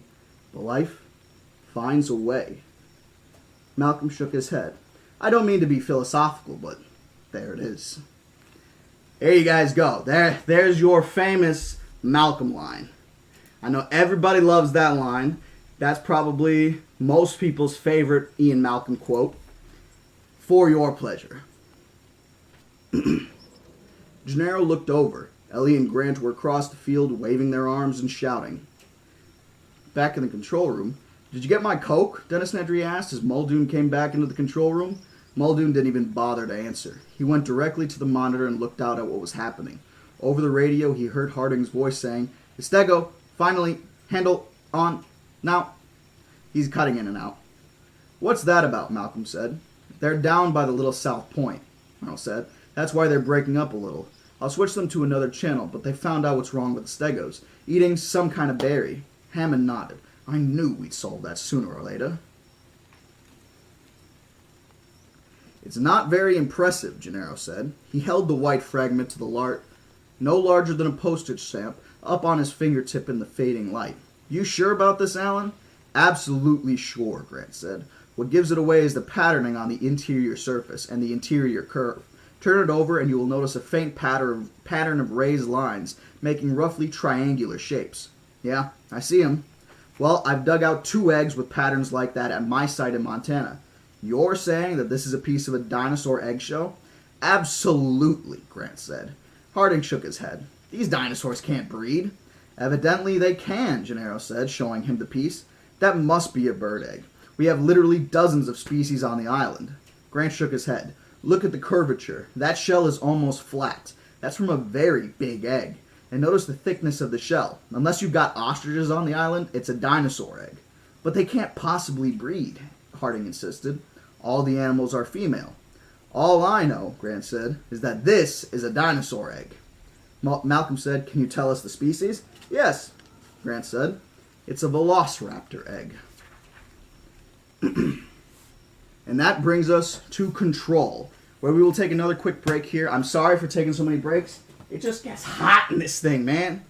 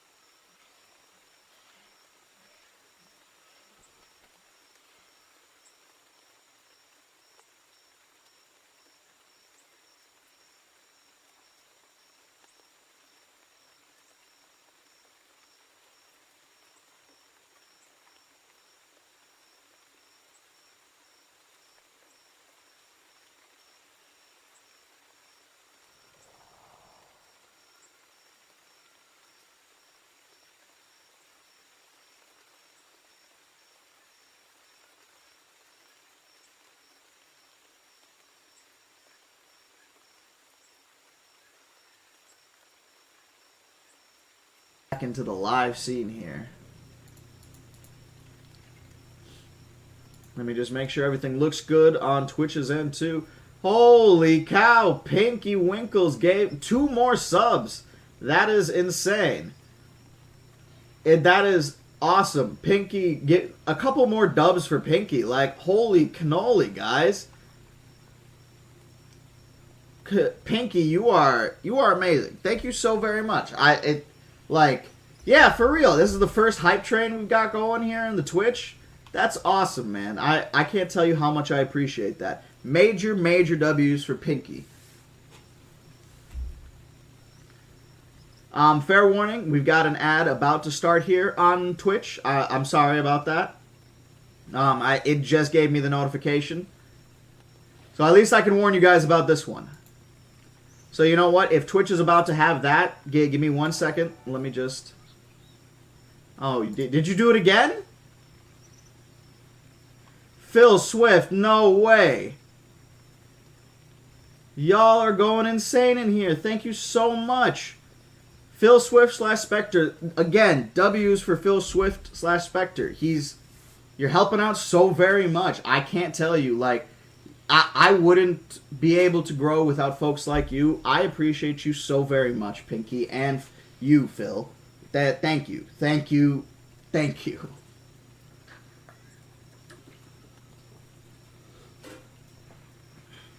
Four? That's weird. You should only be getting 3.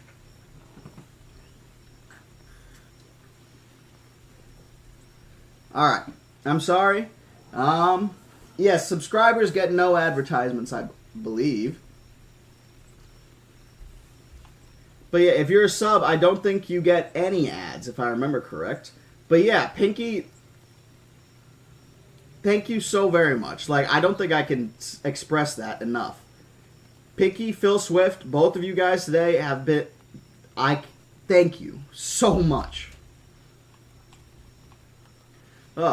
But all right, let's give you guys what you're asking for, what you're doing this for, and we'll get you some more read through here. All right. So this next chapter is called Control again. It does have some charts in it, so I'm going to show you these charts as we go along as well. All right, because these charts are actually important this time. For real, Pinky, a legit legend now. Like. Oh, I understand, Dinorama and everybody else who's leaving. You guys have a good one. Everybody who's joining, thank you very much for hopping in. And once again, major W's to Phil Swift and Pinky Winkles on the Twitch chat. You guys are legit carrying. Thank you so very much.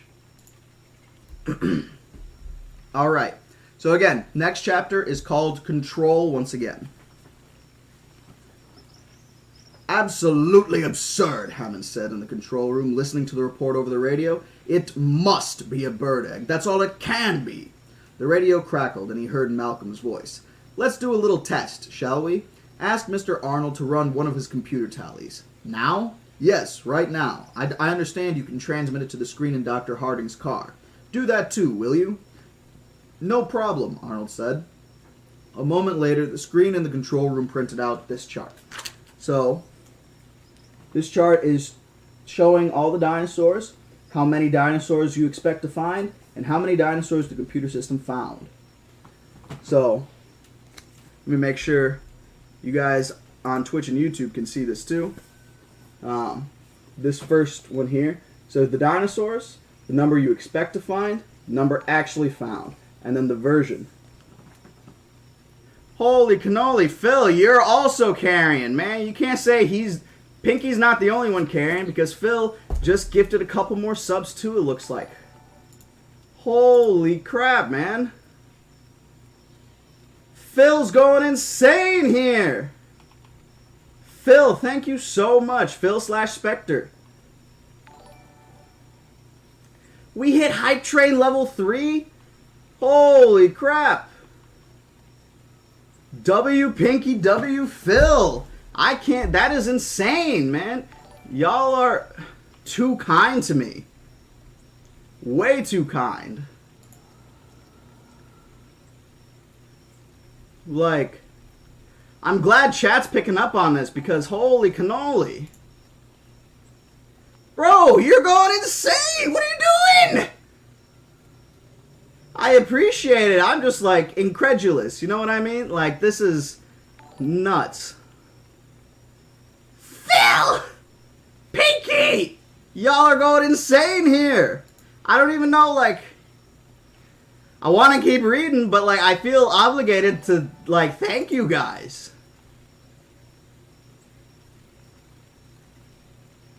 Oh my god. Phil and Pinky, you guys are amazing. Thank you so much. Oh my god, I still hear it going.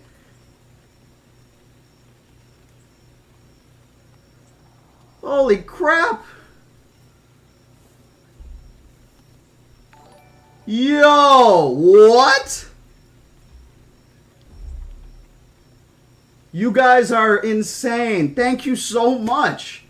Like, you're legit making me a bit emotional over here. I'm sorry. Like, 25 subs. 25. That is insanity to me, man. Like, again, I know, like, you guys appreciate my work and content, and I can't express it enough. That's insane, man. Thank you so much. I appreciate you all beyond what words can say. Yeah. Pinky, it's all right, man. I mean, there's not much. Y'all are insane. Thank you so very much. I'm trying my best not to tear up here. Oh my god. I'm legit trying not to. Ugh.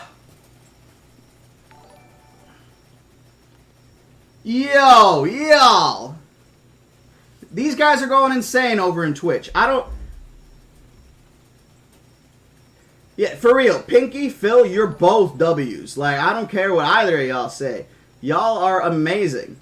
We're at 27 subs now, bro. That's kind of insane. He said, my last stand. Pinky, you are amazing. I can't tell you thank you enough. Like, you two, Pinky, Phil, like, y'all are truly gems. And I don't know what else to say. Like, this is insane. This is insane. We just hit 30. We just hit 30. Phil Swift, who was also Spectre earlier on the YouTube chat, major thanks and W's for Phil Swift. Like, I cannot tell you thank you enough. That is amazing, and that's what I'm saying, Phil Swift. You didn't have to do all that. Like, I appreciate you, but if you need the money for yourself, I understand. You don't gotta donate it all, but is there? Oh, I can't tell you. Like, my heart is legit going nuts over here.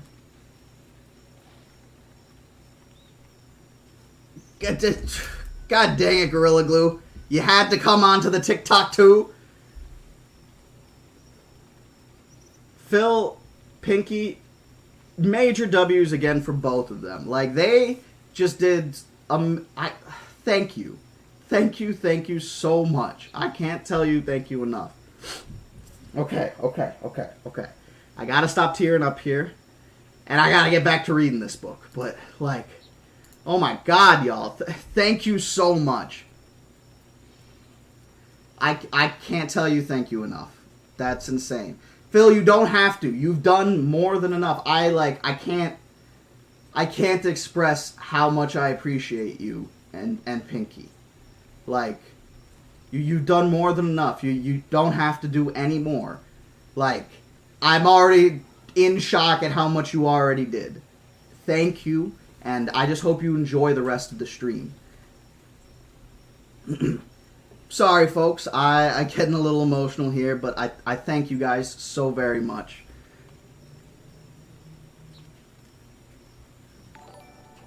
Phil!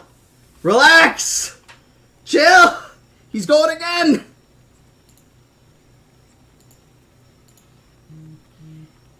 Holy cannoli! Tier 2? What does that mean? I still don't even know what a tier... Total of 14 subs to the channel. Oh my god. Phil, you are amazing. A legit blessing. Thank you so much. Again, thank you so much. And to all the people who are now subscribers on Twitch, thanks to Phil, give some major W's for Phil here. I appreciate Phil and Pinky, both of you, so much. You guys, thank you. Legitimately, thank you, thank you, thank you. I'm sorry. I just can't express it enough. For real! 14! Like, Colorless, thank you for following me on TikTok. Phil/Spectre and Pinky Winkles, thank you. Thank you. Oh, I'm sorry. Okay, so the chart where we just left off, man, I'm sorry. Still a little emotional here. Whew. Okay, the chart where we just left off showed everything as normal, right? 238 animals, the expected number of creatures, basically. Thank you for following there, Theory with Fairy. Much appreciated. And still, major W's for Pinky and Spectre/Phil. Cannot thank you enough. That's what I'm saying. Like, major W's. I cannot thank them enough. They are amazing people. The chat is a little quiet right now, but that's okay. It happens sometimes. Let's continue reading here, and we'll get this going. All right. I hope you're satisfied, Hammond said. Are you receiving it down there on your screen? We see it, Malcolm said. Everything accounted for as always. He couldn't keep the satisfaction out of his voice. Now then, Malcolm said. Can you have the computer search for a different number of animals? Like what? Arnold said. Try 239 instead of 238. Just a minute, Arnold said, frowning. A moment later, the screen printed, Lonely Baloney, High Spine Lizard, thank you guys all for following. Much appreciated. Everybody who's following, thank you. Yeah, I can understand that. I can understand that, Phil Swift. That I can. That's definitely a sign that you should chill a little bit. But I can't tell you how much I appreciate it in the first place. Oh, okay. I got some kind of hype train emote, so I'm gonna post that as well because, you know, hype train was indeed a success. That was awesome, guys. Thank you so very much. Once again, that was my first ever like hype train, and that was awesome. Thank you. All right, sorry, and let's get back to it. Again, major W's to Phil Swift, who is also known as Spectre here on YouTube, and also to Pinky Winkles on Twitch. Thank you. Okay, so just a minute, Arnold said, frowning, and a moment later the screen printed this. So now, all right, hold on, I'll show you here. TikTok first. The screen is showing an extra animal, right? So all the same information, but now, instead of showing 49 compies, it's showing 50 compies. And you can see that here too. So, sorry, hold on. Let me just make sure y'all can see this properly.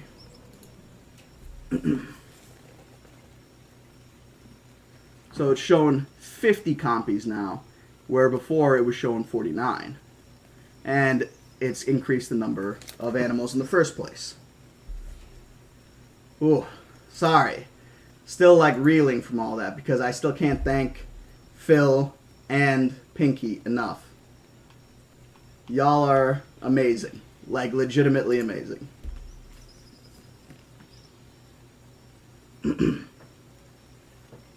Hammond sat forward. What the hell is that? We picked up another compy. From where? I don't know. The radio crackled. Now then, can you ask the computer to search for, let's say, 300 animals? What is he talking about? Hammond said. 300 animals? What's he talking about? Just a minute, Arnold said. That'll take a few minutes. He punched the buttons on the screen, and the first line of the totals appeared. Total animals, 239. I don't understand what he's driving at, Hammond said. I'm afraid I do, Arnold said. He watched the screen. The numbers on the first line were clicking. Total animals, 244. 244, Hammond said. What's going on? The computer is counting the animals in the park, Wu said. All the animals. I thought that's what it always did, he spun. Nedry, have you screwed up again? No, Nedry said, looking up from his consoles. The computer allows the operator to enter an expected number of animals in order to make the counting process faster. But it's convenience, not a flaw. He's right, Arnold said. We just always used the base count of 238 because we assumed there couldn't be any more. Total animals, 262. So the count is still going up on the computer, right? It's continuously rising. Oh, I'm sorry, folks, for the ads. I'm surprised you're still getting ads if you're subscribed. That doesn't make any sense. I think I have my ads turned off for subscriptions. I'll have to double check that. That's weird. Wait a minute, Hammond said. These animals can't breed. The computer must be counting field mice or something. I think so too, Arnold said. It's almost certainly an error in visual tracking, but we'll know soon enough. Hammond turned to Wu. They can't breed, can they? No, Wu said. Total animals, 270. Where are they coming from? Arnold said. Damned if I know, Wu replied. They watched the numbers climb. 238. Over the radio, they heard Gennaro say, Holy shit, how many more?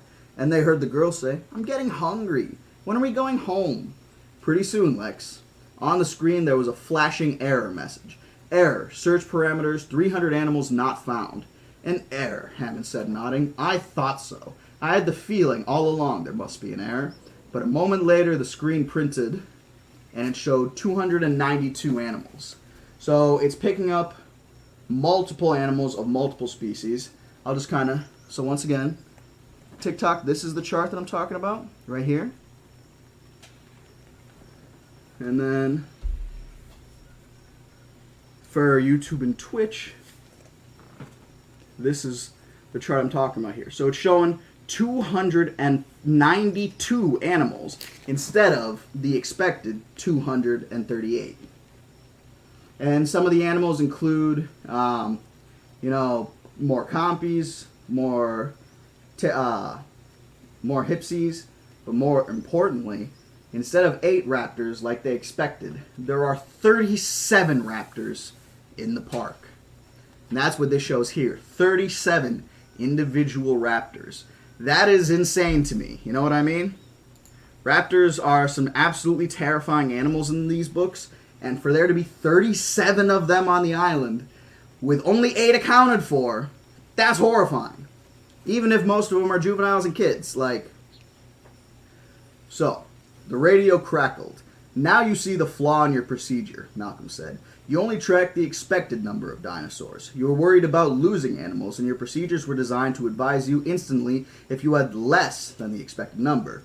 But that wasn't the problem. The problem was you had more than the expected number. Christ, Arnold said. There can't be more, Wu said. We know how many we've released. There can't be more than that. Afraid so, Henry, Malcolm said. They're breeding. No, Wu replied. Even if you don't accept Grant's eggshell, you can prove it with your own data. Take a look at the compy height graph. Arnold will pull it up for you. So this is that height graph that I had talked about previously in 2 episodes ago. Let's show it again here for you real quick. This height graph here.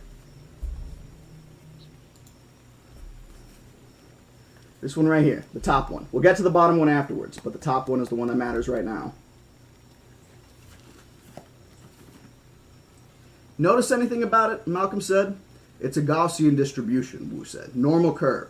But didn't you say you introduced the compies in 3 batches at 6-month intervals? Yes. Then you should get a graph with peaks for each of the 3 separate batches that were introduced, Malcolm said, tapping on the keyboard, like this. So, hold on. TikTok, so that's the one I'm talking about, this bottom chart.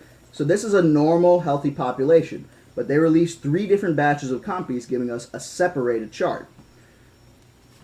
So you guys see the first one? That's a normal biological curve. This is for 3 introduced populations of compies. But you didn't get this graph. The graph you actually got is the graph of a breeding population. Your compies are breeding. Wu shook his head. I don't see how. They're breeding, and so are the Othnielia, the Myosaurs, the Hypsies, and the Velociraptors. Christ, Muldoon said. There are raptors free in the park. Well, it's not that bad, Hammond said, looking at the screen. We have increases in just 3 categories. Well, 5 categories. 2 very small increases in some of them. What are you talking about? Wu said loudly. Don't you know what this means? Of course I know what it means, Henry. It means you screwed up. Absolutely not. You've got breeding dinosaurs out there, Henry. But they're all female, Wu said. It's impossible. There must be a mistake. And look at the numbers. A small increase in the big animals, the Myosaurs and the Hypsies, and a big increase in the number of small animals. It just doesn't make sense. It must be a mistake. The radio clicked. Actually not, Grant said. I think these numbers confirm that breeding is taking place in 7 different sites around the island. So, big stuff starting to happen, right? Plots unraveling. People are figuring stuff out. Things are not as they seem. To everyone leaving, thank you for hopping in and thank you for joining us. And everyone joining, thank you for hopping in.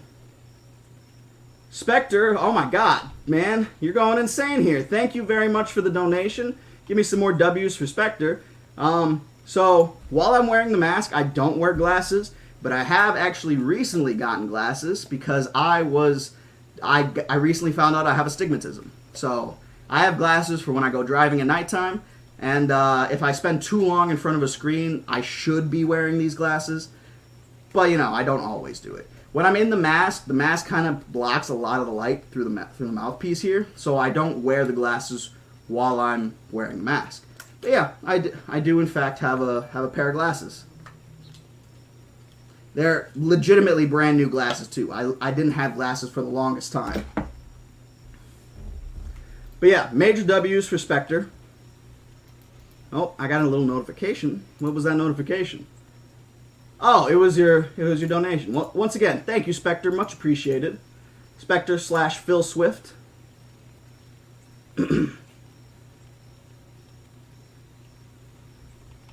I guess you'll find out. That's not a horrible theory, you boy. Yeah, you'll see what happens later to Henry Wu. Henry has a bit of an experience later on in the novel. Alrighty, so this next chapter is called Breeding Sites. The sky was growing darker. Thunder rumbled in the distance, and Grant and the others leaned in the doors of the Jeep, staring at the screen on the dashboard.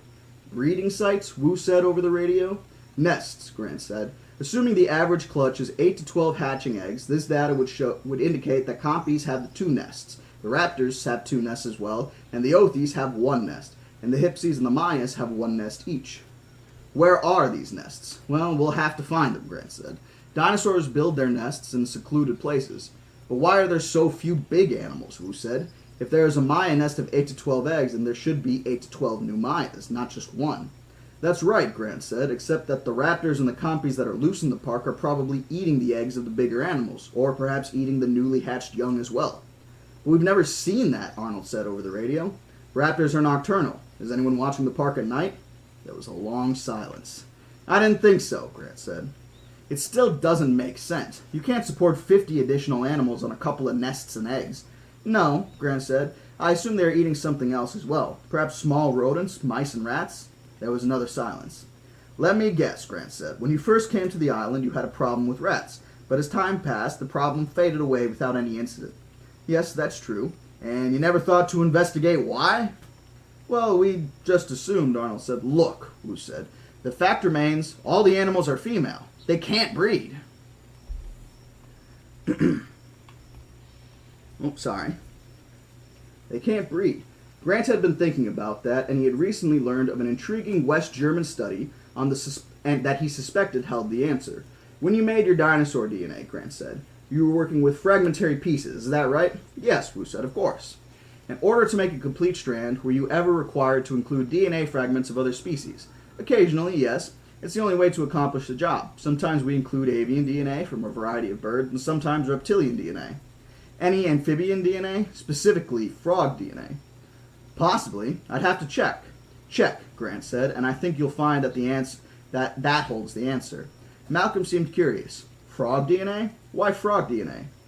Gennaro said impatiently, listen, this is all very intriguing, but we're forgetting the main question. Have any animals gotten off the island?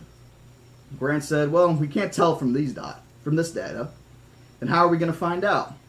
There's only one way I know, Grant said. We'll have to find the individual dinosaur nests, inspect them, and count the remaining egg fragments. From that, we may be able to determine how many animals were originally hatched, and we can begin to assess whether they are missing. Malcolm said, even so, you won't know if the missing animals are killed or dead from natural causes, or whether they have left the island in the first place. No, Grant said, but it's a start, and I think we can get more information from an intensive look at these population graphs. How are we going to find these nests? Actually, Grant said, I think the computer will be able to help us with that. Can we go back now? Lex said. I'm hungry. Yes, let's go, Grant said, smiling at her. You've been very patient, Lex. You'll be able to eat in about 20 minutes, Regis said, starting toward the two land cruisers. I'll stay for a while, Ellie said, and get photos of the stego with Dr. Harding's camera. These vesicles in the mouth will have cleared up by tomorrow. I want to get back, Grant said. I'll go with the kids. I will too, Malcolm said. I think I'll stay, Gennaro said, and go back with Harding in his jeep with Dr. Sattler. Fine, let's go. They started walking. Why exactly is our lawyer staying? Malcolm asked. Grant shrugged. I think it might have something to do with Dr. Sattler. Really? The shorts, you think? It's happened before, Grant said. When they came to the Land Cruiser, Tim said, I wanted to ride in the front one this time with Dr. Grant. Malcolm said, unfortunately, Dr. Grant and I need to talk. I'll just sit and listen. I won't say anything, Tim said. It's a private conversation, Malcolm said. Tell you what, Tim, Regis said. Let them sit in the rear car by themselves. We'll sit in the front car and you can use the night vision goggles. You ever use night vision goggles, Tim? They're goggles with very sensitive CCDs that allow you to see in the dark. Neat, he said, and moved toward the first car. Hey, Lex said, I want to use that too. No, Tim said. No fair. You get to do everything, Timmy. Enriquez watched them go and said to Grant, I can see what that ride is going to be like. Grant and Malcolm climbed into the second car. A few raindrops spattered on the windshield as Regis said, let's get going. I'm about ready for dinner and I could do with a nice banana daiquiri. What do you say, folks? Daiquiri sound good? He pounded the metal of the car. See you back at camp, he said, and he started running toward the first car and climbed aboard. The red light of the dashboard blinked, and with a soft electric whir, the Land Cruiser started off.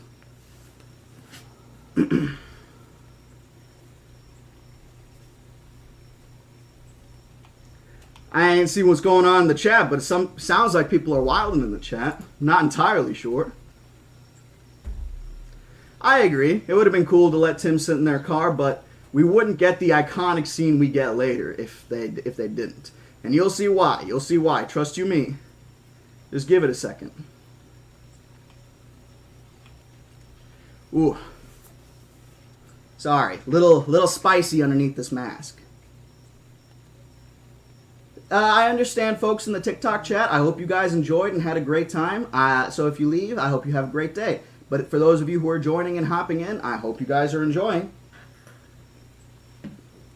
We'll probably read about 2 more chapters here and then call it good on this stream. And then I'll see you guys in a couple hours for another stream, all right? Alrighty. Driving back in the fading light, Malcolm seemed oddly subdued. Grant said, you must feel vindicated about your theory. As a matter of fact, I'm feeling a bit of dread. I suspect we are at a very dangerous point. Why? Intuition, Malcolm said. Do mathematics believe in intuition?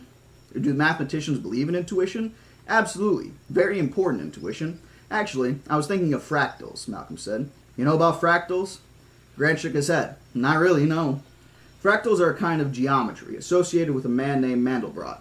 Unlike ordinary Euclidean geometry that everybody learns in school, squares and cubes and spheres, fractal geometry appears to describe real objects in the natural world.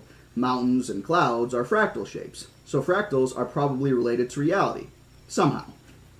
Well, Mandelbrot found a remarkable thing with his geometric tools. He found that different things look almost identical at different scales. At different scales, Grant said? For example, a big mountain seen from very far away has a certain rugged mountain shape. If you get closer and examine a smaller part of the peak of the mountain, it will have the same mountain shape. In fact, you can get all the way down to the scale on a tiny speck of rock seen under a microscope, and it will have the same basic fractal shape as the big mountain. Sorry. I don't really see why this is worrying you, Grant said. He yawned. He smelled the sulfur fumes from the volcanic steam. They were coming now to the section of the road that ran near the coastline, overlooking the beach and the ocean. It's a way of looking at things, Malcolm said. Mandelbrot found the sameness from the smallest to the largest. At the sameness of the scale also occurs for events. Events? Consider cotton prices, Malcolm said. There are good records of cotton prices going back more than 100 years. When you study the fluctuations in cotton prices, you find that the graph of price fluctuations in the course of a day looks basically like the graph for a week, which looks basically like the graph for a year, or for 10 years. And that's how things are. A day is like a whole life. You start out doing one thing, but end up doing something else. You plan to run an errand, but never get there. And at the end of your life, your whole existence has the same haphazard quality too. Your whole life has the same shape as a single day. I guess that's one way to look at things. No, Malcolm said. It's the only way to look at things. At least the only way that is true to reality. You see, the fractal idea of sameness carries within an aspect of recursion, a kind of doubling back on itself, which means that events are unpredictable. They can change suddenly and without warning. Okay. We have soothed ourselves into imagining sudden change as something that can happen outside of the normal order of things. An accident, like a car crash, or beyond our control, like a fatal illness. We do not conceive of sudden, radical, irrational change as built into the very fabric of our existence, and yet it is. And chaos theory teaches us that. Oh, hold on a second. Heard a little notification. Ultraman Almaz. Man, thank you for the donation, Ultraman. Very much appreciated. Give me some major W's for Ultraman, guys. I very much appreciate that donation. I'm glad you managed to catch the stream too, man. I hope you're enjoying, and I hope you enjoy the rest of it as well. Sorry about that. Again, major W's for him in the chats, all chats. Alright. And chaos theory teaches us that straight linearity, which we have come to take for granted in everything from physics to fiction, simply does not exist. Linearity is an artificial way of viewing the world. Real life isn't a series of interconnected events occurring one after another like beads strung on a necklace. Life is actually a series of encounters in which one event may change those that follow in a wildly unpredictable and even devastating way. Malcolm sat back in his seat, looking toward the other land cruiser a few yards ahead. That's a deep truth about the structure of our universe, but, for some reason, we insist as behaving as if it wasn't true. And at that moment, the cars jolted to a stop. What happened? Grant said. Up ahead, they saw the kids in the car, pointing towards the ocean.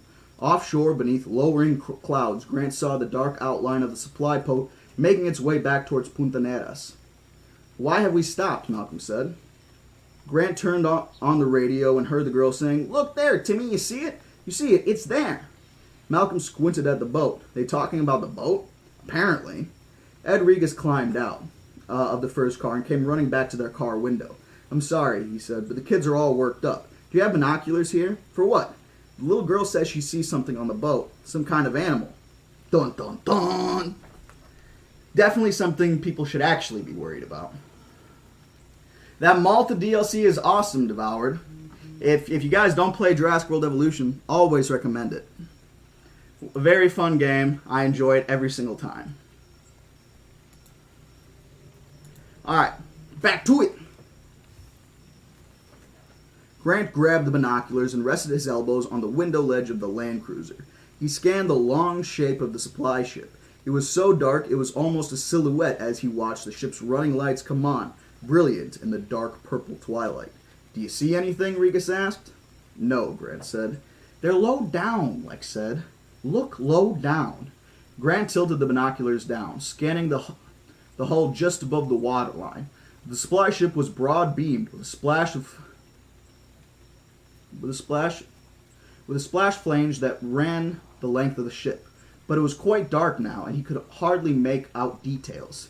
"No, nothing." "I can see them," Lex said impatiently. "Near the back. Look over near the back." "How can she see anything in this light?" Malcolm said. Kids can see. They've got visual acuity we forgot we ever had. He swung the binoculars towards the stern, moving them slowly, and suddenly he saw the animals. They were playing, darting among the silhouetted stern structures. He could see them only briefly, but even in the fading light, he could tell that they were upright animals, about 2 feet tall, standing with stiff, balancing tails. You see them now? Lex asked. I see them, he said. What are they? They're raptors. At least 2, maybe more. Juveniles. Jesus, Rodriguez said. That boat's going to the mainland.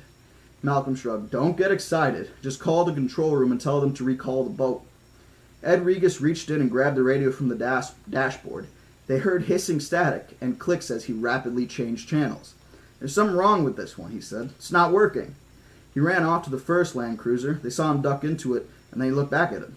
There's something wrong with both radios, he said. I can't raise the control room. Then let's get going, Grant said.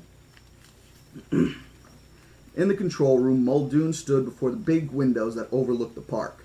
At 7 o'clock, the quartz floodlights came on all over the island, turning the landscape into a glowing jewel stretching away to the south.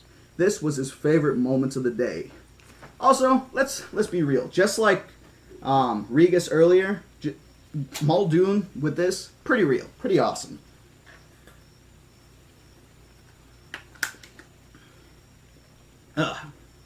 Sorry, just needed a sip of water.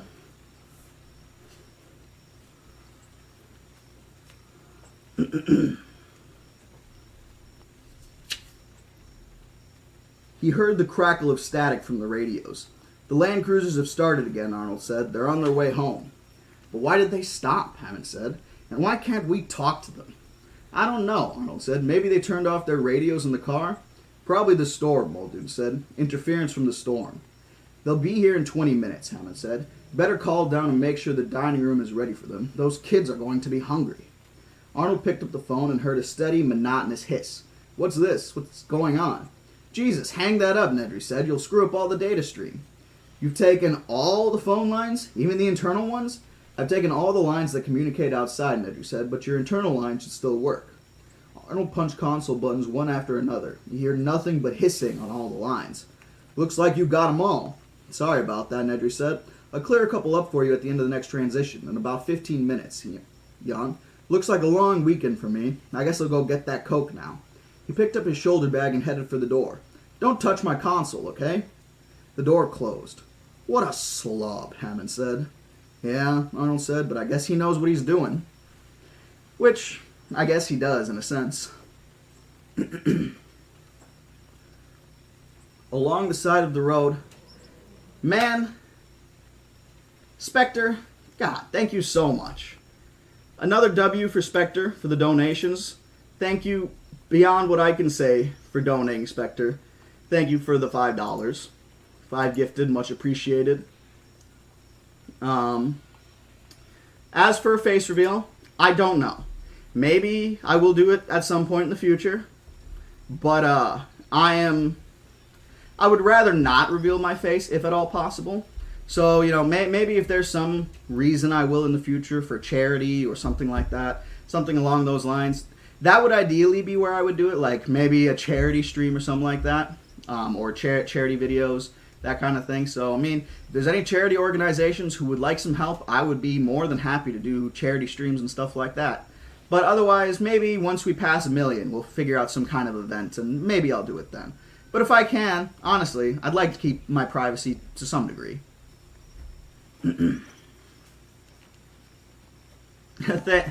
Thank you. I'm glad you guys are enjoying. Sharon, I thank you for enjoying my videos. I'm glad you like them. But major W's once again for Spectre. Thank you so very much, Spectre. That new bioengineering DLC for Jurassic World is awesome. I'm not going to lie.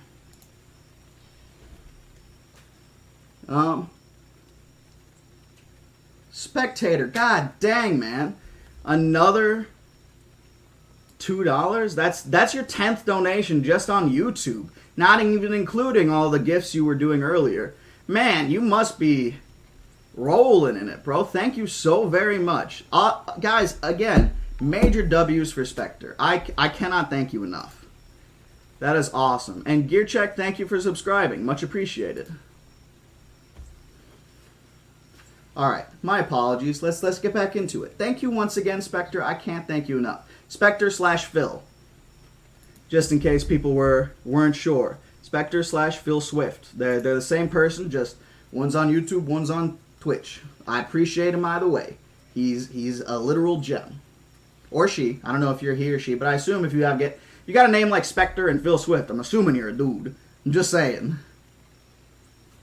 Pinky, I love that emote in the Twitch chat. That's an awesome emote. That's the hype train emote. Definitely, that's awesome. No, I don't have base game. I've got most of the DLCs except the most recent one, I believe. Alright, anywho.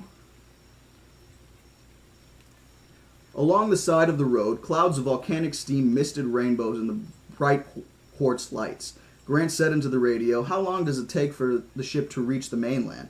18 hours, Riga said, more or less. "It's pretty reliable." He glanced at his watch. "It should arrive around 11 tomorrow morning." Grant frowned. "You still can't talk to the control room?"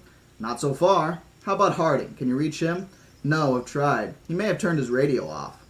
Malcolm was shaking his head. "So we're the only ones who know about the animals on the ship." "I'm trying to raise somebody now," Riga said. "I mean, Christ, we don't want those animals on the mainland." "How long until we get back to the base?" "From here, another 16, 17 minutes, Riga said. At night, the whole road was illuminated by big floodlights. It felt to Grant as if they were driving through a... What? Spectator, did you donate again? I swear, bro. I swear to God. Oh, he did. Okay, yes. Thank you. I appreciate that, Spectre. Thank you for allowing me to stay comfortable with myself. Honestly, really appreciate it. Just because I would rather keep myself concealed, if I can, for a while. Anywho.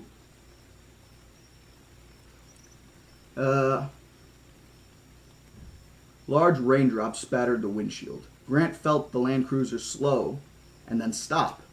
"Now what?" Lex said. "I don't want to stop. Why did we stop?" And then suddenly, all the floodlights went out and the road was plunged into darkness. "Hey," Lex said. "Probably just a power outage or something," Enriquez said. "I'm sure the lights will be on in a minute." "What the hell?" Arnold said, staring at his monitors. "What happened? You lose power?" "Yeah, but only power on the perimeter. Everything in this building's working fine, but outside, in the park, the power is gone. Lights, TV, cameras, everything." His remote video monitors had gone black. "What about the two Land Cruisers?" They stopped somewhere around the Tyrannosaur paddock." "Well," Muldoon said, "call maintenance and let's get the power back on." Arnold picked up one of his phones and heard hissing. Nedry's computers talking to each other. "No phones. That damn Nedry. Nedry, where the hell is he?" Dennis Nedry pushed open the door marked fertilization. With the perimeter power out, all the security card locks were disarmed. Every door in the building opened with a touch. The problem with the security systems were high on Jurassic Park's bug list. Nedry wondered if anyone ever imagined that it wasn't a bug, that Nedry had programmed it that way. He had built in a classic trapdoor. Few programmers of large computer systems could resist the temptation to leave themselves a secret entrance. Partly it was common sense. If inept users locked up the system and they called you for help, you always had a way to get in and repair the mess. And partly it was a kind of signature. Kilroy was here, sort of thing. And partly it was for insurance for the future. Nedry was annoyed with the Jurassic Park project. Late in the schedule, InGen had demanded excessive modifications to the system, but hadn't been willing to pay for them, arguing they should be included under the original contract. Lawsuits were threatened, letters were written to Nedry's other clients, implying that Nedry was unreliable. It was blackmail, and in the end, Nedry had been forced to eat his overages on Jurassic Park and make the changes that Hammond wanted for free. But later, when he was approached by Lewis Dodgson at Biosyn, Nedry was ready to listen, and able to say that he could indeed get past Jurassic Park security. He could get into any room, any system, anywhere in the park, because he had programmed it that way, just in case. Give me 1 second here.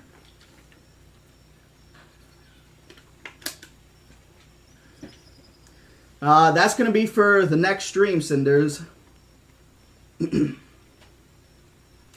Programmed it that way, just in case. He entered the fertilization room. The lab was deserted as he had anticipated. All the staff was at dinner. Nedry unzipped his shoulder bag and removed the can of Gillette shaving cream. He unscrewed the base and saw the interior was divided by a series of cylindrical slots. He pulled on a pair of heavy insulated gloves and opened the walk-in freezers marked contents viable, biological maintain, negative 10 degrees minimum. The freezer was the size of a small closet with shelves from the floor to ceiling. Most of the shelves contained reagents and liquids in plastic sacks. To one side, he saw a smaller nitrogen cold box with heavy ceramic doors. He opened it, and a series of racks filled with small tubes slid out in a cloud of white liquid nitrogen smoke. The embryos were arranged by species: Stegosaurus, Apatosaurus, Hadrosaurus, Tyrannosaurus. Each embryo in a thin glass container wrapped in silver foil and stoppered with a polyline. Nedry quickly took 2 of each, slipping them into the shaving cream can. Then he screwed the base of the can shut and twisted the top. There was a hiss of releasing gas inside, and the can frosted in his hands. Dachshund had said there was enough coolant inside to last 36 hours, more than enough time to get back to San Jose. Nedry left the freezer, returning to the main lab. He dropped the can back in his bag and zipped it shut. He went back into the hallway. The theft had taken less than 2 minutes. He could imagine the consternation upstairs in the control room as they began to realize what had happened. All their security codes were scrambled and their phone lines were jammed. Without his help, it would take hours to untangle the mess. But in just a few minutes, Nedry would be back in the control room, setting things right. And no one would ever suspect what he had done. Grinning, Dennis Nedry walked down to the ground floor and nodded to the guard, and continued downstairs to the basement. Passing the neat lines of the electric Land Cruisers, he went to the gasoline-powered Jeep parked against the wall. He climbed into it, noticing some odd gray tubing in the passenger seat. It looked almost like a rocket launcher, he thought as he laughed to himself, and he turned the ignition and started the Jeep. Nedry glanced at his watch. From here into the park and 3 minutes straight to the east dock. 3 minutes from there and back to the control room. Piece of cake.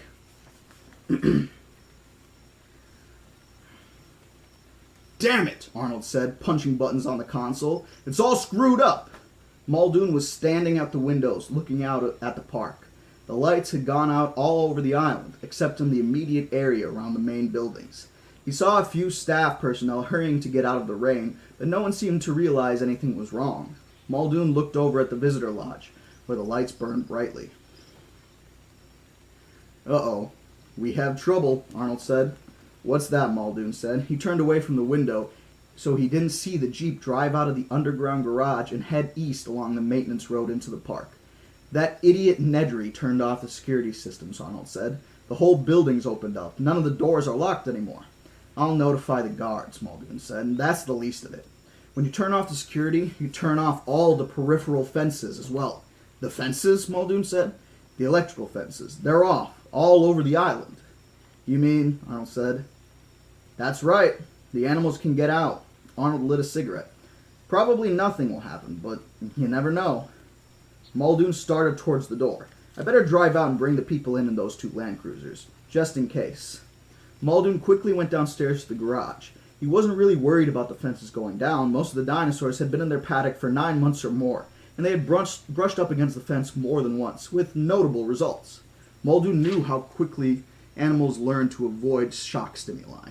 You could train a laboratory pigeon with just 2 or 3 stimulation events, so it was unlikely the dinosaurs would now approach the fence. Muldoon was more concerned about what the people in the cars would do. He didn't want them getting out of the Land Cruisers, because once the power came back on, the cars would start moving again, whether the people were in them or not. They might get left behind. Of course, in the rain, it was unlikely that they would leave the car, but still, you never know. He reached the garage and hurried towards the Jeep. It was lucky, he thought, that he had the foresight to put the launcher in it. He could start right out and be there, and it was gone. What the hell? Muldoon said, staring at the empty parking space, astonished. The Jeep was gone. What the hell was happening? And that is where that chapter ends, and the 4th iteration will begin next week. I know some people might want us to go slightly longer, so that way we can finish that chapter up and such. But I think it's better to kind of keep us in suspense for next week, because that's one of the biggest chapters, and I would love to be able to start off with my best voice on one of the best chapters in Jurassic Park. So with that being said, I think that will be the end of the stream for us tonight, folks. I hope you guys all enjoyed yourselves and had a great time just like I did. And I can't thank you enough for watching once again.